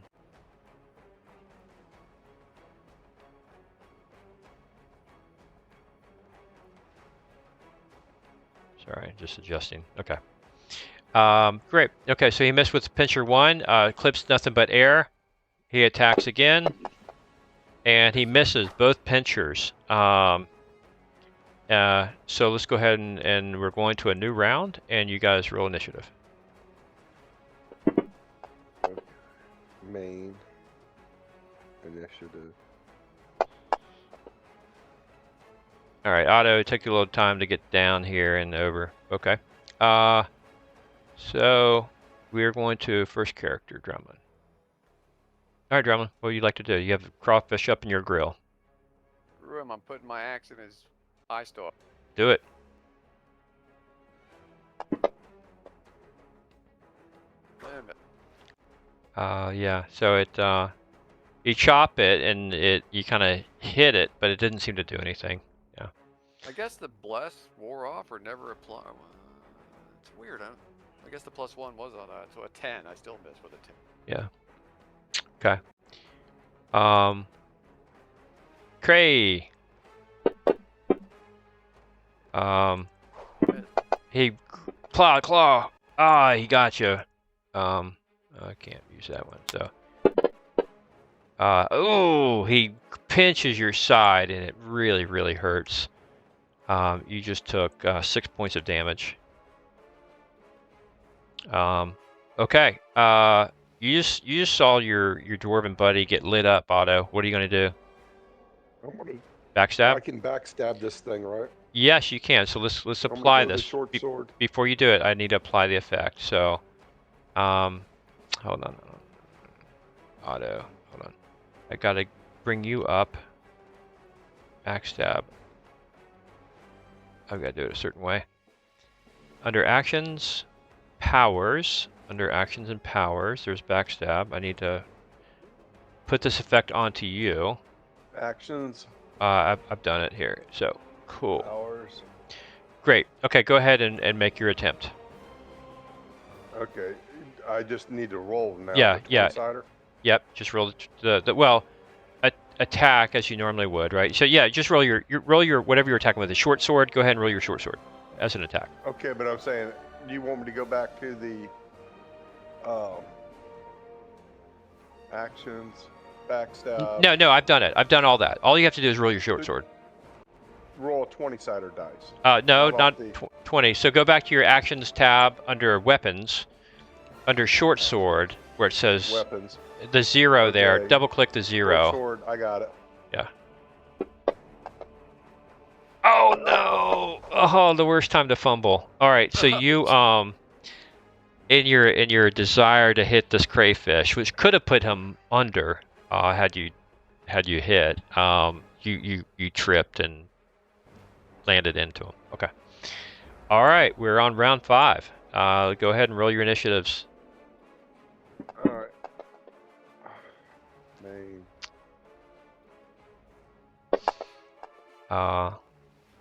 Samantha, come here. What am I doing? Here, yeah. Okay, Cray. All right. Oh, He's attacking one of each of you, so he's going to try to grab Dromlin with one pincher. And he's going to try to grab Otto with the other. He misses Dromlin. deflects off my shield. And he moves towards Dromlin. Put Minnie out, please. Or Dromler or toward Otto? Or to Otto, rather, sorry. And he attacks Otto. Take her on the walk, yeah. Ooh, yeah. And he does... Put her out now, White. She's got to go now. That's why she was at the door, honey. Okay. Jesus. Otto, so you just got pinched quite hard by this crayfish. All right, and now it's your turn, Otto. You just got sliced open by this crayfish. Well, I mean, I'm facing straight up with him now. I just have to swing my sword. I don't think I have Yeah. any other. No, Sure. just straight up. Go ahead and see if you can get him.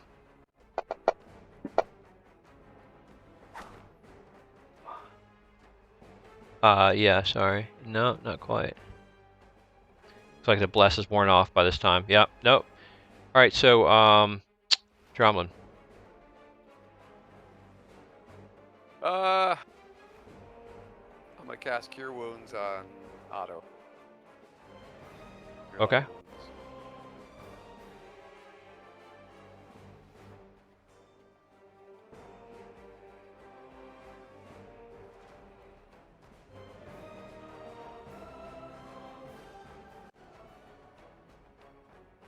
Okay.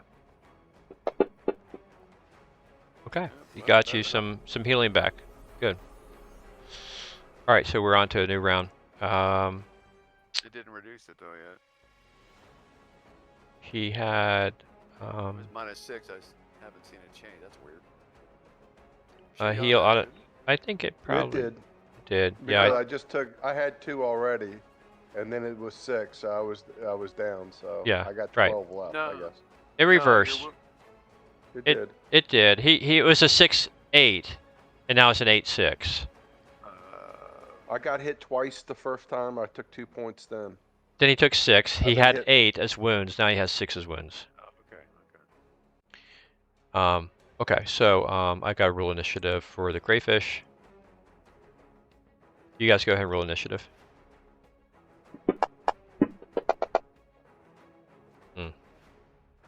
Okay, Otto, he's right on you, so he is staying on you.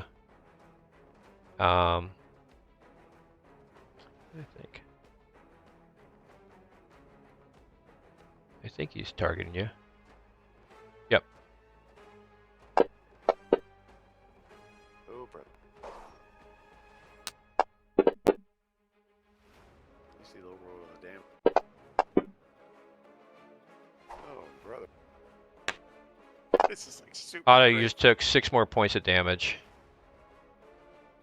All right. It's not. There it goes. Okay.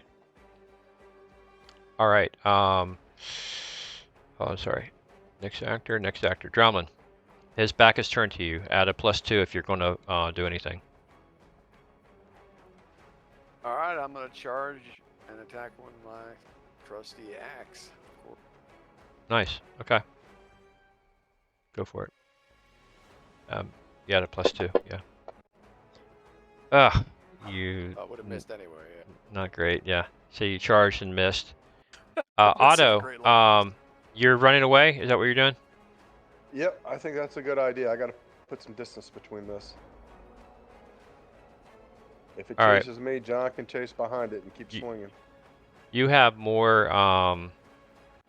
You have Movement. more movement if you want it. Yeah. I'd get up on the rocks again if I were you. Do I have to roll to get on the rocks again? Yeah, you need to climb that wall. 50 or lower. You climb that wall. All right, let me find the wall. Find the wall.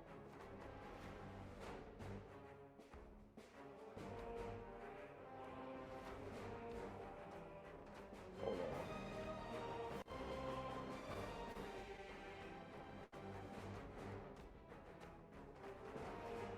How come the rolls aren't showing up on your screen?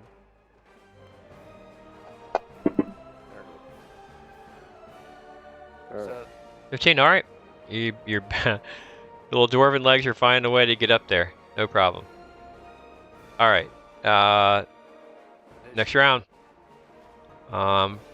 What's more into the breach? okay, I got good initiative. Yep. And his back is turned towards you. All right, I'm gonna swing again.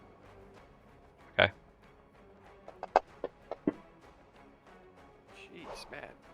Yeah. Not getting a break. Not getting a break for sure.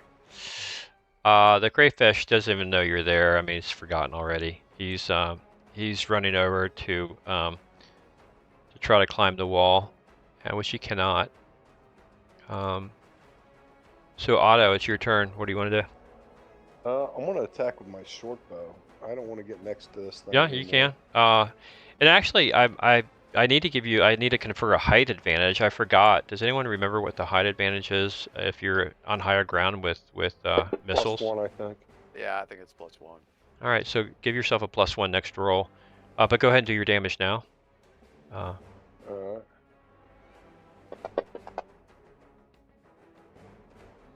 You got it.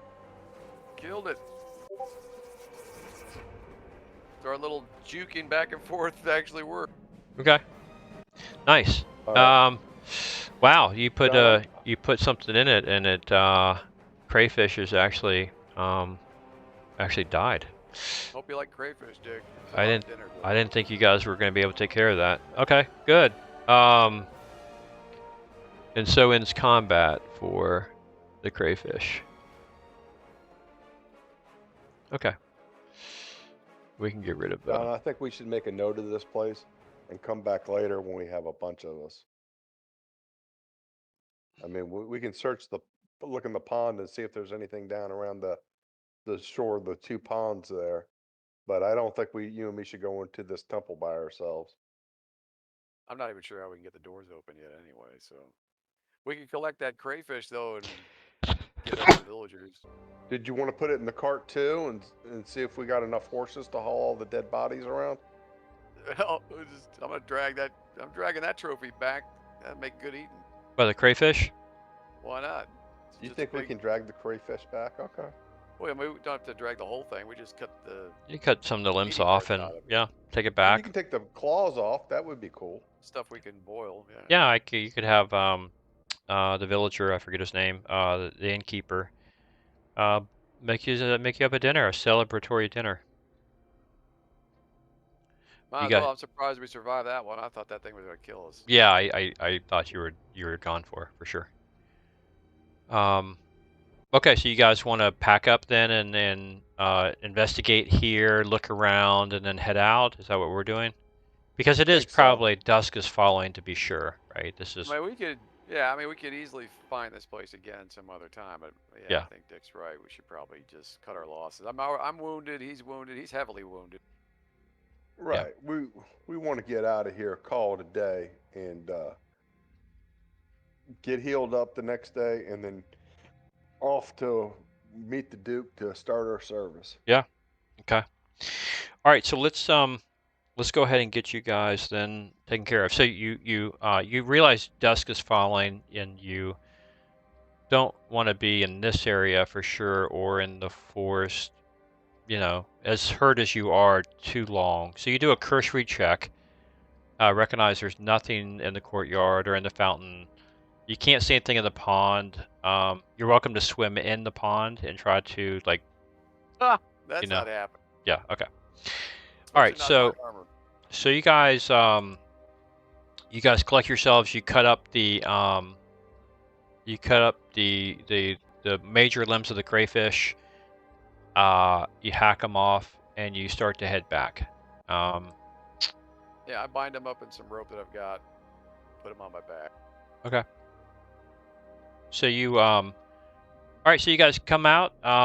You come back the way you came, past the lair, past the thing, past the brush. You still have a couple of villagers who are completely relieved to see you come back because they were about to abandon their post. They were not going to stay in the forest for this creature. The humanoid, Gristy, apparently has not come back to life. He seems to be very dead. He is still locked in the in the cart. All right. Throw the crayfish and the skeleton of the snake and all that into the cart, and we help the villagers wheel this thing back to the village. Okay. Okay, good. So you guys pack it up. You go back to the village. Yeah, go back to the room where we're staying at the end where we Yeah, saved right. the kids. Well, you come in the inn. Hopefully they filled in that pit to some degree so nobody gets killed. Yeah, by they it. filled it. They filled it in. You guys come back to, as such as it is, a hero's welcome at the small village, right? Basically, you guys are heroes. Everyone's coming and glad handing you and giving you high fives and thanking you because, you know, while it's a small village, they have a bunch of kids, and the kids like to play in the forest, and there was something weird in the forest. So you've taken care of that. They pester you about what on earth, what did you find? What's the story here? How come there was a tiger, then there was a person, and they ask you all about it. Well, throw a big crayfish on the table, say, "Here's dinner." There's part of what we found, and other than that, we got this book. Oh, somebody looks at the book and they say, "Hey, that's the old that's the symbol for the turkey family, right? The turkey, like the turkey family." Yeah, turkey family. They know who this is. Yeah, it's a wealthy family in Harrowstone.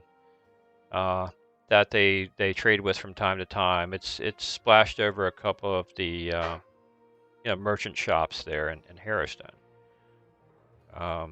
Clearly from their family or from their thing or something. But interesting, you tell them the tale and they can't hardly believe it. What do they trade and how far away are they?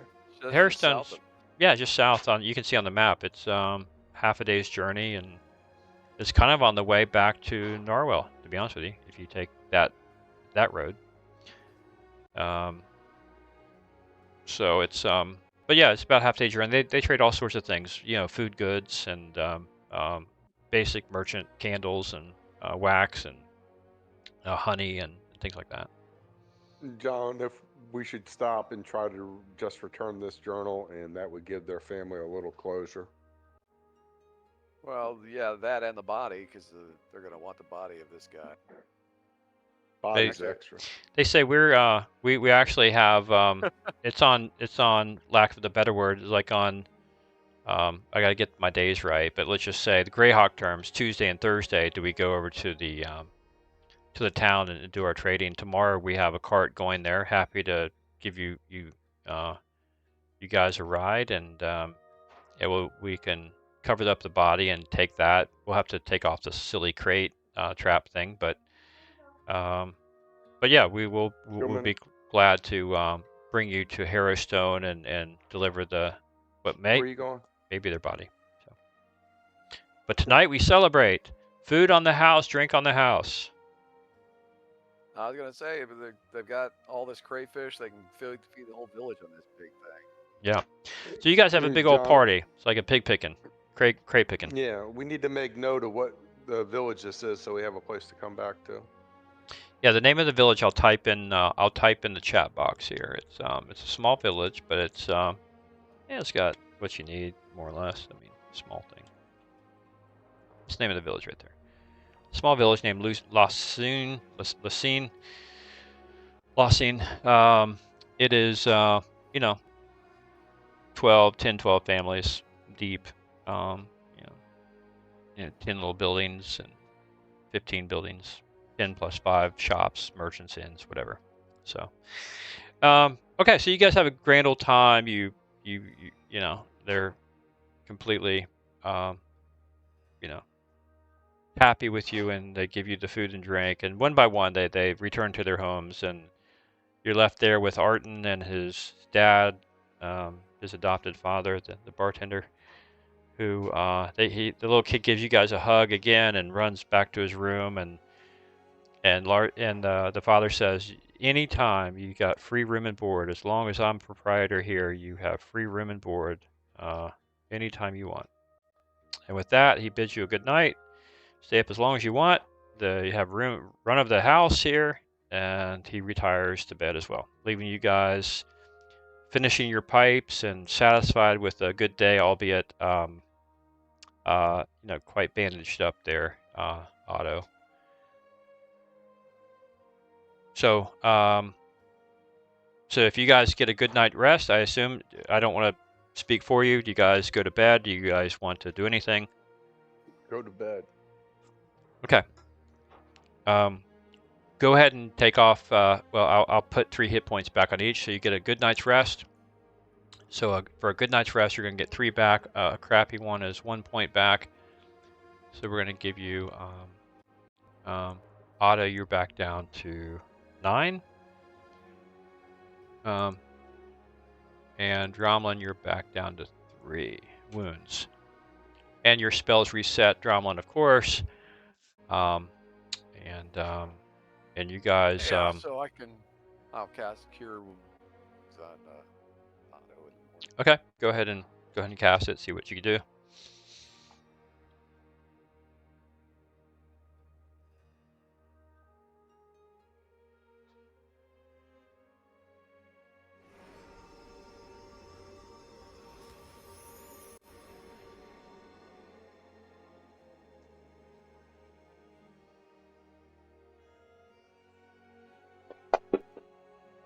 All right, he gets 3 more back. So Otto's down to down 6. You're feeling much better, Otto. Much better. I got a question. Does that hand axe have an emblem that matches the journal? Is it the same families? It does not. Not that Okay. you can tell. There's no sign other than its fine craftsmanship. Okay. So after you guys, proprietor comes out, gives you some milk and or ale if you'd like. some eggs, some cheese. Again, there's not really a restaurant there, but he has enough to satisfy you guys. And one of the farmers who is in charge of the Thursday delivery comes, picks you up, and you guys are on your way to Harrowstone. Okay. It's by cart. It's a fairly easy journey, 3 hours. You guys get to know the farmer a bit and his family. Good people. Pull into Harrowstone, and he drops you off at a large merchant store run by with the same signet on the outside on the sign as there is on the journal. And he says, "Best of luck to you. You know, if you want to, I'll be here for a few hours. If you're heading back to our village, let me know. I'll give you a ride back. Otherwise, I hope to see you again." Drops you off, and he does his business. And you guys are outside of this merchant store with the journal, and well, I suppose that was a bit clunky. He says, "I'll wait for you until you get a yes or no on the body." Okay. Knock on the door, John. You do it. Yeah, I'll do all the talking with these folks here. Okay. Boom, boom, boom on the door. Yeah. A man comes out, a grain at the temples, and balding, a portly guy, but in fine clothing, comes out, and he says, "My name is welcome to my shop. My name is Malek here. I am the head of the shop here. My last name is Turkey, Malek Turkey. And what can I do for you fine dwarven gentlemen?" Well, we have a Well- cold turkey out in the cart for you. God. Silent thief. I didn't quite catch that, good dwarf. What did you say? We found, unfortunately, something linked to a member, I believe, of your family. I think I lost you there on. You got quiet on me, Dromlin. Grizzly? Yeah. Grizzly, was that the guy's name that we Gri- found? Gristy, you know something of my son Gristy? Yes, indeed. We found him, unfortunately. I don't know if you know any history of his loss, if he ran afoul of some evil mage that transformed him and his friend, but that's apparently the story. Master We found the Dwarf, journal. he doesn't seem to hear you, and he walks over to the cart and pulls back the cover and begins to break down and cry. "Oh, my son Gristy, you never should have left. I told you those years ago. I told you no good thing would come from adventuring. I told you. You wouldn't listen. Had you only gone into the family business, you'd still be here. I told you, Gristy. You were never one to listen." And that's what you're getting out of this guy. He's Well, I lost pat in him on his. the back and try to console him, but yeah. We're Okay. very sorry for your loss, but at least he's not living in the form that we found him in anymore. Yeah. No, he seems to wake up, and he quizzes you about what you find. You tell him in depth what you found, and you give him the guy's journal, or do you hold on to it? Nah, Give him the give it to him. journal. Yeah. He takes it. He rubs his hand. I gave this to him on the day he left. He says, "Stay here," and he goes back inside. And he comes back out, and he hands you both a little pouch, and he says, "I don't have much use for this, but it was given to me. It's not the kind of thing we sell. Maybe it's of use to you. I don't know what it is, but it's supposedly valuable." And with that, he goes back, and he takes the body with the villagers' help and brings it inside. Yeah, well, I also have to educate him on the nature of the skeleton remains too. So if he knows who this guy's friend was, because we have no use for John, this. your volume's very low. Hello? Yeah. Hello? You can't hear me? Yeah, it's been low most of the day, unfortunately. I don't know why it would be low. I have you maxed out on Discord, but it's been fine until just a couple minutes ago. It got real quiet. Okay. No, he's saying, no, I don't know of any friends. He left by himself. This must have been an adventurer friend that he met on the road. I don't know anything more than that. And they're carrying the body inside the shop. But you Does he do want have the snake skeleton. You do have 2 pouches that he gave you. If you look inside, you'll find both of them contain a fine powdery dust. You do not know what the dust is. Is this any louder? Any what? Sorry? Is it louder now? Maybe about the same, I'm guessing. It's gotta be Discord, dude. I have no idea why it's doing anything. I increased it by 22%. It's still the same damn volume. Yeah, I don't know. You're maxed out for me on here. I guess I could turn Discord up in general. Hold for on, me. let just No, my download my this. Discord could go up, I guess.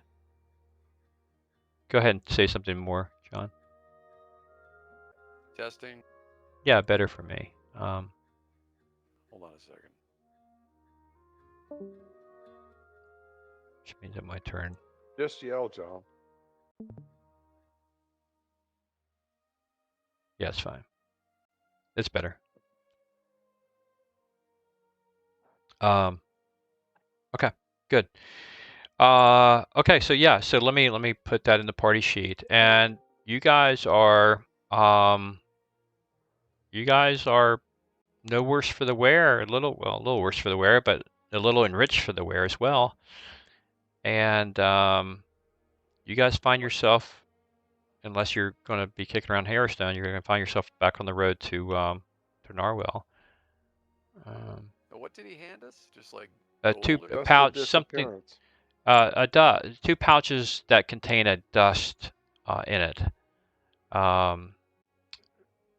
And let me pull it up. I'm trying to add it to the party sheet.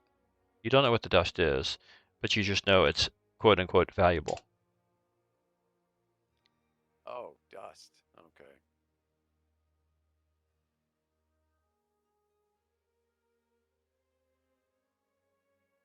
Well, there's only a couple things I can think of it might be, but Okay. So I'm going to put it into the party sheet. You'll have to get it identified or something.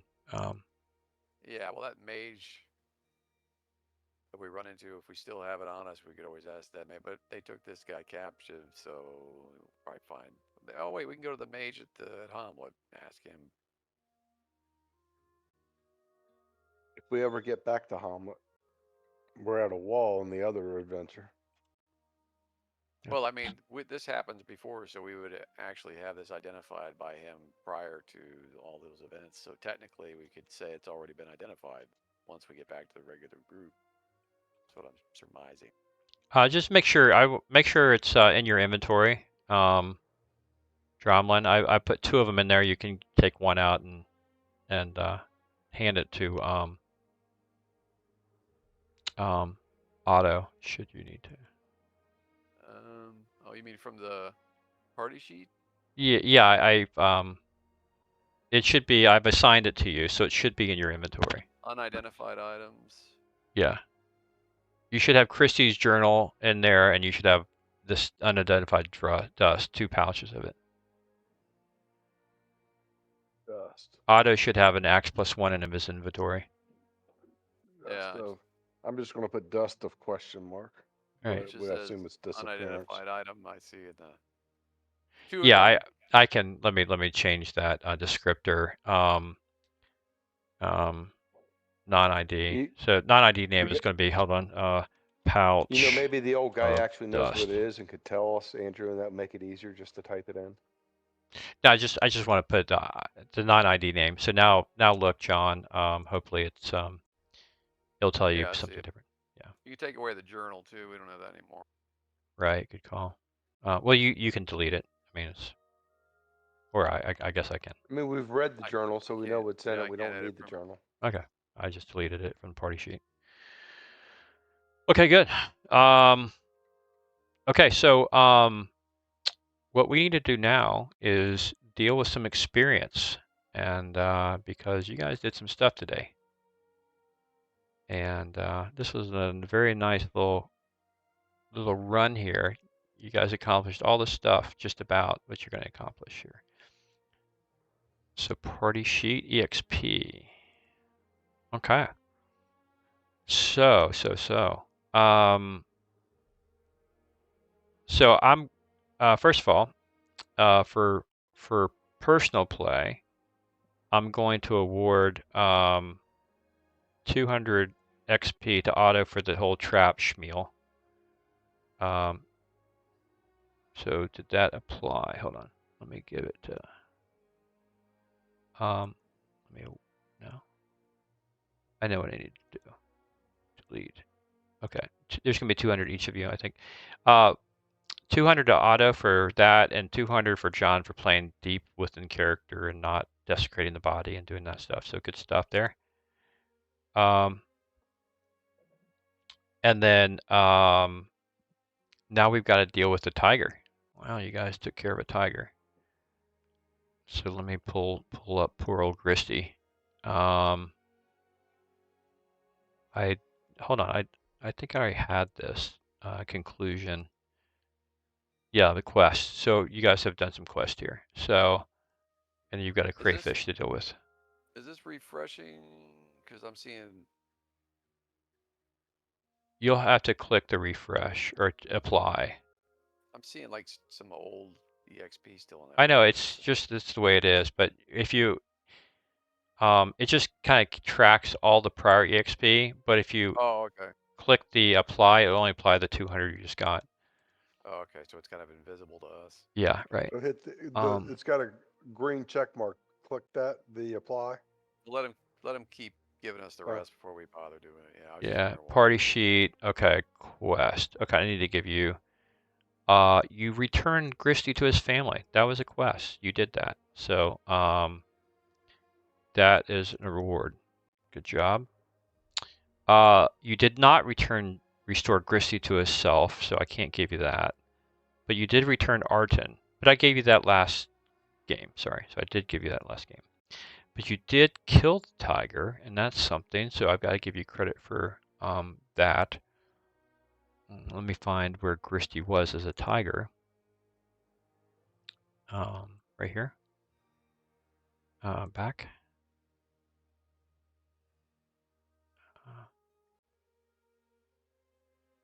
Right here. Okay, so encounter. Wait. Yeah, okay, I can word that. Okay. So more than likely there was some kind of a link to him in that temple. If we had gone in there, we could have transformed him back or something. Yeah, the story is right that pathway out of his lair to the temple, he knew instinctively his salvation was somewhere in that temple, but he couldn't get past it. His polymorph form that arch would not let him pass the gate. He didn't even know what he was supposed to do. He just knew that somehow his salvation was in that temple somewhere. So he really needed you guys probably to restore that fountain and get him transformed. And you would have seen something to this effect later. Okay, so crayfish. I didn't think you guys were going to do it after that. That crayfish was a nasty little booger, man. And we're going to award this. Okay. So you guys have been awarded what you're going to get awarded here. So I think that takes you over, Otto. Go ahead and apply it.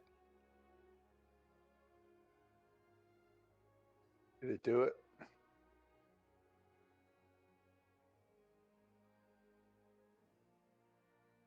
Did it do it, Andrew? I don't know. I don't have any. There's nothing on the combat tracker saying. So let me take a look at. Yeah, you're over. You're a new level. To be Okay. sure. So why don't you, if you want to do it now, or if you want to do it later, you can do it. I still have a half hour before I have to go. Okay. But you're Can we over. roll So for the hit points? you go ahead. No, hit the the magnifying glass and click the plus sign. Magnifying glass. Add level to this entry. So Next on to your class yeah, and level, there's that little magnifying glass on the main tab where you see Thief 3. Yeah, I see Thief 3. Click that magnifying glass right next to it, and it'll bring up the little mhm. XP thing where you can see. Yeah, I did the XP and I hit the thing and it's It applied. 5,700. Right.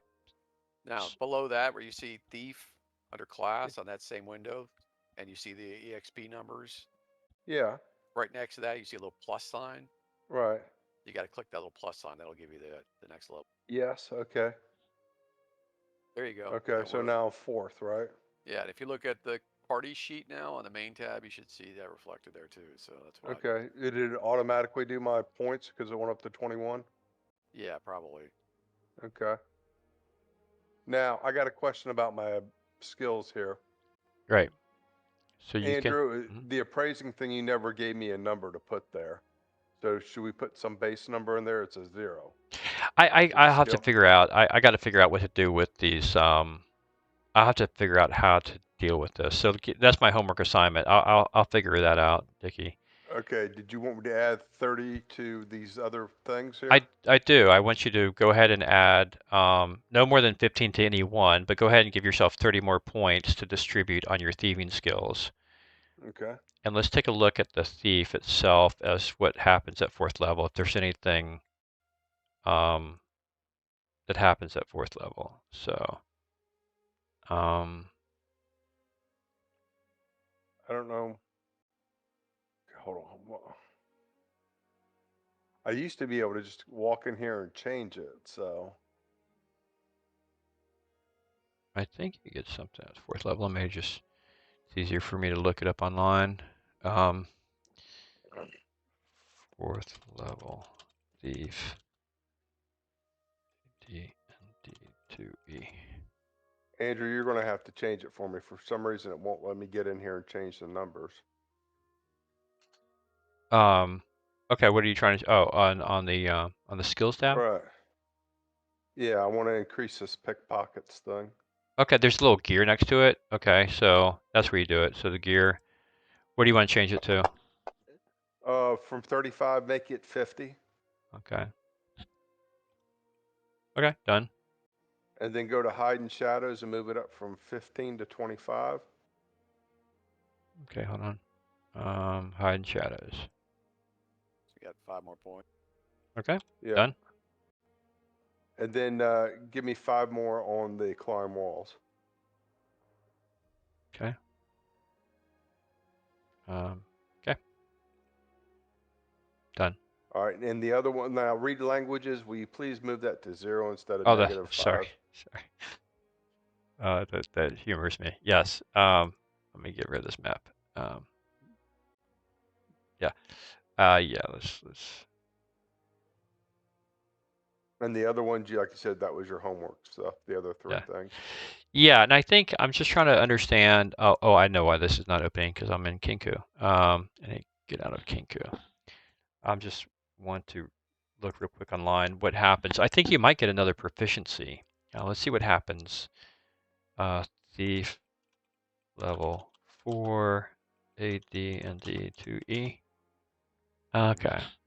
Yeah, you did. A couple actually. You do. You gain a weapon proficiency. So let's see. You have another. You get to pick another weapon proficiency slot and a non-weapon proficiency slot. So you get to get another skill from that table, and also another weapon you want to be useful in. Let's do the hand axe, I guess. Well, you can do. Currently, you've got a short sword and a short bow, and I think, and your dagger you're not proficient in, right? So you can add whatever you want within reason, of course.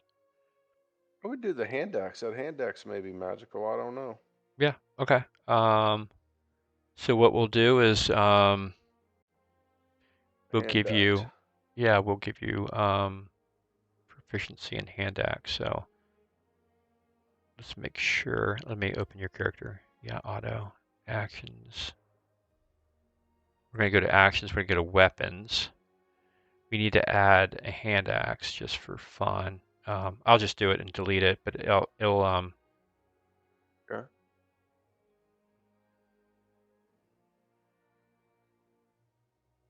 well, I'll leave it on there actually. Hand axe.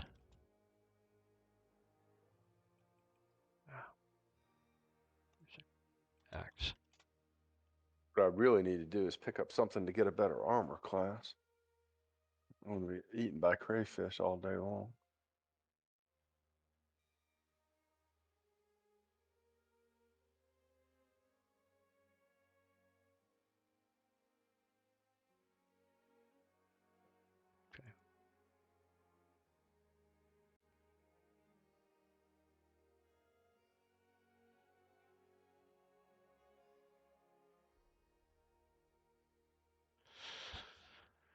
Okay, hand axe. I'm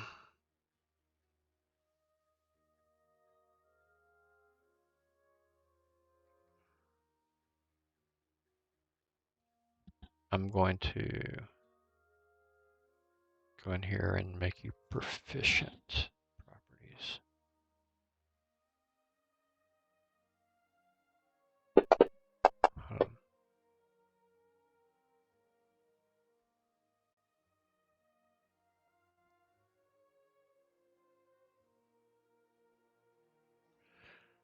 Trying to, let's see.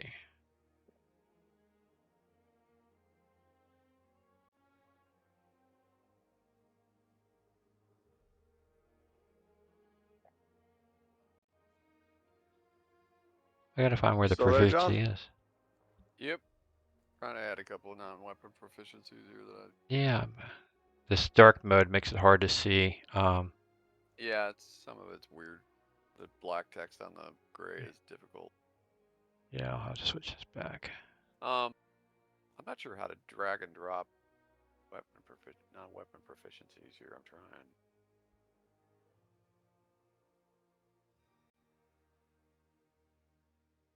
I think it's maybe on the inventory page, maybe.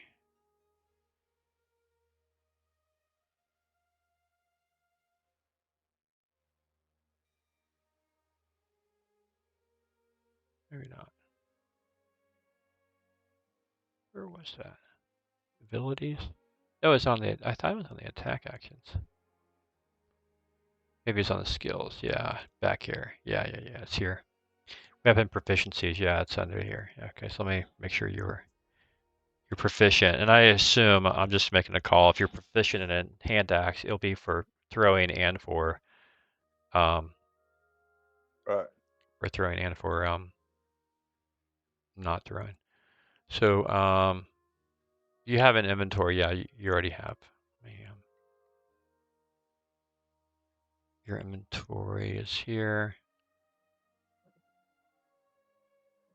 I don't see your hand axe. That's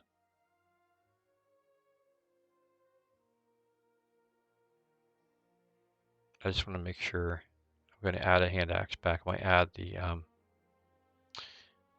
hand axe from the adventure back in from Christie's lair.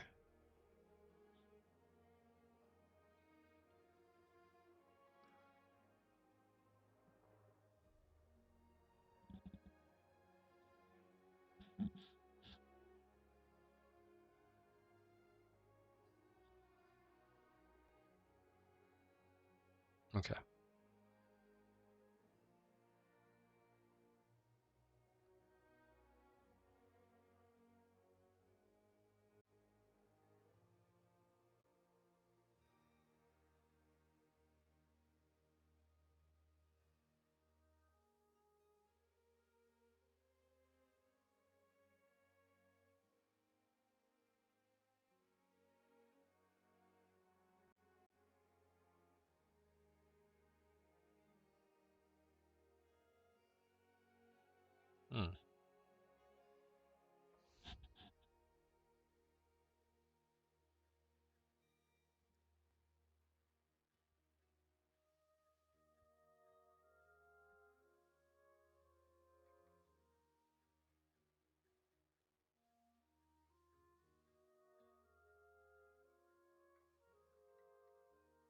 Okay, this is in there. I need to equip it. That's the problem. Equipped. Got it.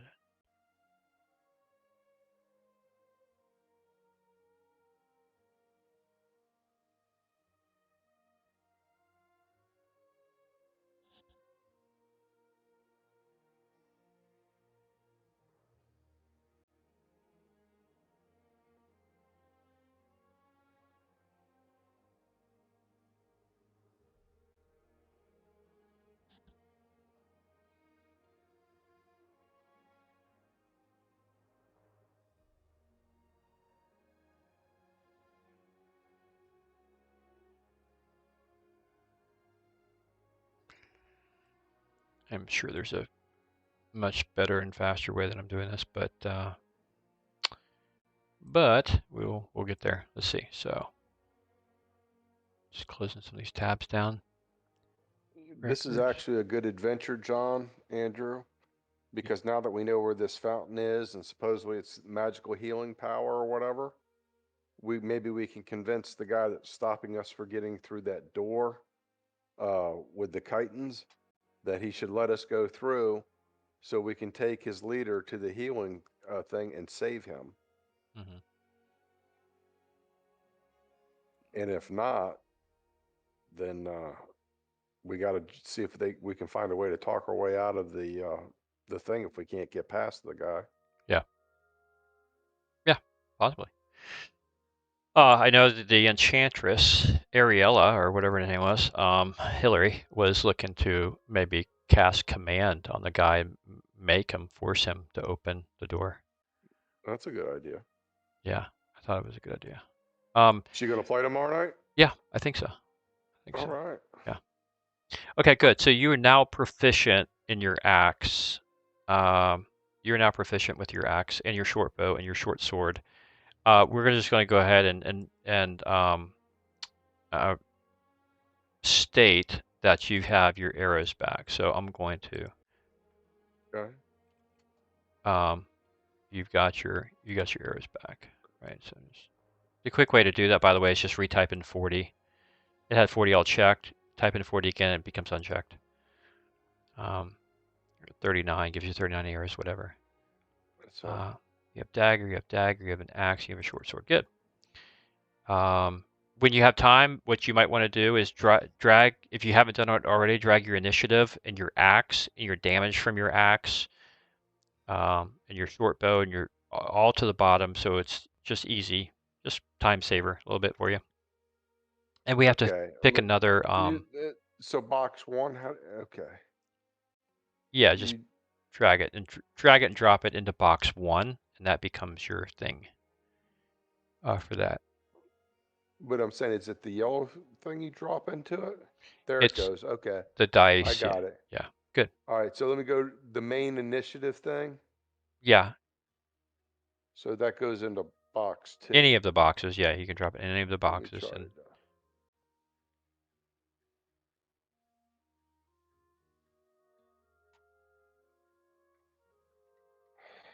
trying to get this thing. All right. We're going to heal you guys back up. I think I got to get new glasses.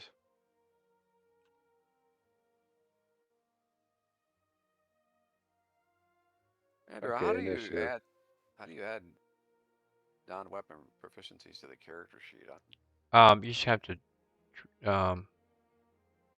drag and drop them. There's a table. So you want to add handbook. Is there a table somewhere else? Yeah, there's also, if you look at our complete book of dwarves, also the fighter's handbook, there might be some proficiencies in there you can use. You're welcome to use any of them you find. Yeah, but for some reason I can't drop out of the player's handbook, which is weird. You should be able to drag and drop. I've been trying. Let's see.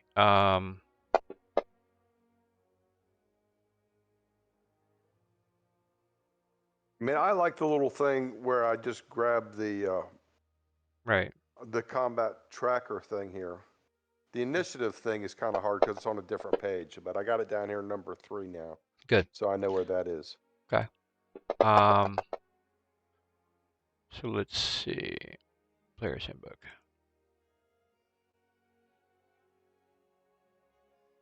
I'm trying to drag out of the Book of Dwarves here. Non-weapon proficiencies. You have to find the table. There's a table.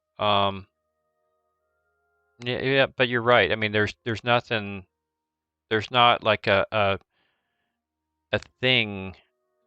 Table 37. All these things: etiquette, priest. Here's ancient history, astrology, engineering, healing. I think we just have to add it manually. Unfortunately. What is that in the books thing? Yeah, warrior, animal lore, armor, blind fighting, bowyer, fletcher, charioteering, endurance.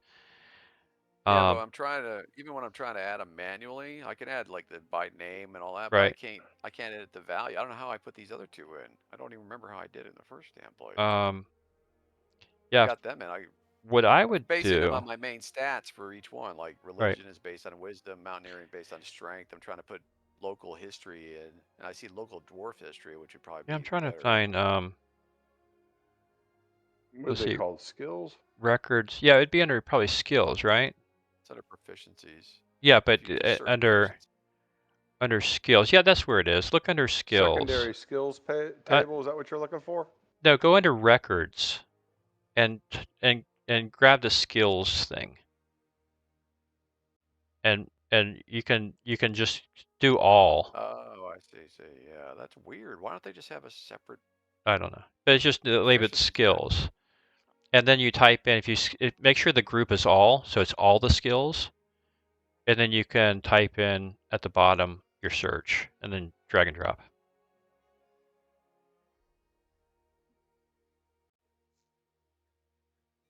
The same thing with you, Dickie. So if you go to records and go to skills.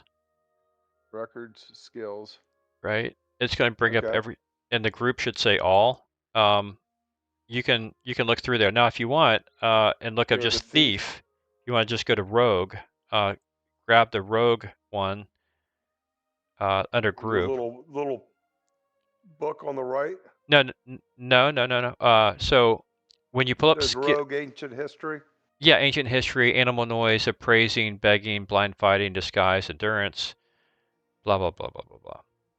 And whatever one you want, you can grab it. If you're not sure what they do, just click the button, the red button, and it'll tell you what it does. Just go down here through all of them and look for one, right? Yeah, that's right, exactly. So I get another one? Yeah, you get another one. This is at 4th level, you get another skill. Okay, yeah, that works. Okay, good. That's really weird. I'm gonna put like this into my hotbar. Yeah.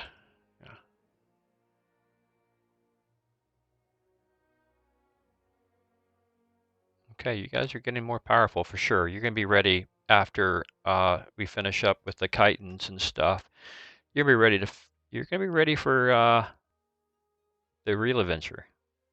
But I'm saying, I already have some of these, but there's a different thing in the handbook on page 36, secondary skills. Yeah. It looks like more interesting stuff. Okay, well then, I mean, we can manually add it. It's not a problem. We'll figure it out. Just tell me what you want, and we'll manually add it.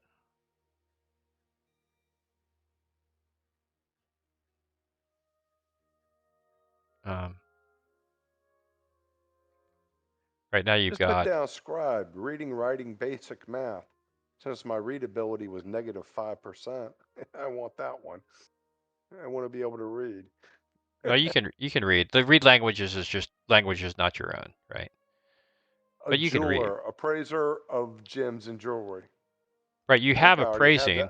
Yeah, you have appraising. You have. I have appraising, forgery, gaming, and I gotta find something else that's cool. There were different things that were cool on the other page because you had a different chart than this one actually the other day. Right. Yeah.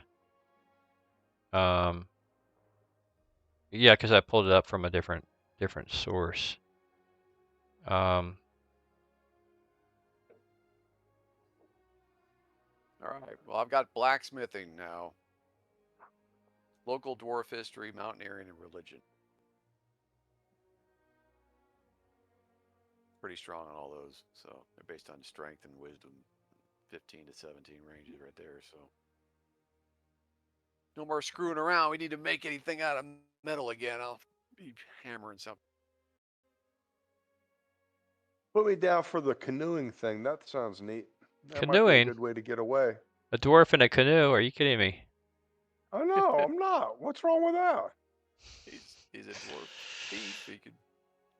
I I could see it. Getting away in a canoe might be a good thing when we're trying to get out of here. don't know. Reading lips would be pretty good. I don't see that. That's in the general skills under rogue. You have under the general skills in the table in the player's handbook. You've got ancient history, animal noise, appraising, begging, blind fighting, disguise, endurance, fast talking, forgery, fortune telling, gaming, gem cutting, herbalism, hunting, information gathering, intimidation, juggling, jumping, local history, locksmithing, looting, musical instrument, navigation, reading lips, reading, writing, set snares, survival, tightrope What walking. page is that in the handbook? There's No, boating you don't and have boat, to. right? Don't worry about the handbook. Forget the handbook. Just go to the menu up top, right where it says records. Yeah. Go down, see where it says skills after races and before sound sets. It's under records as skills, right? Right. So click skills. Right. New applet pulls up. It says by stat. Ancient Underneath history, animal handling. says group. Make sure rogue is selected. Okay. Yeah, this is the one we're looking at. And there's another one you can. Well, no, that's rogue. Yeah, just rogue. And then there's look under rogue. And then you can just drag whichever one you want. You can drag the red thing and drop it into your skills tab on your main character sheet, and it will populate. Information gathering. I just dropped it in there. Great. There it is. Did Boom. you see it? Yep, I see Did it. it populate with a value? Or It did. should have? It did. 11. Sure did. Yeah, believe it or not, under the Book of Dwarves special background, there's boating and boat riding and fishing. So Okay. as options. Nice. That's okay. I'll go with information gathering. There's See, even so they started riding you off at airborne. 11 there. So maybe you should do that for the forgery. Oh, it gave me stuff for that. You gave me Yeah. that. I reapplied it. I deleted what we put in manually, and then I reapplied it from that table, and it automatically populated with these values. Okay. So, cool.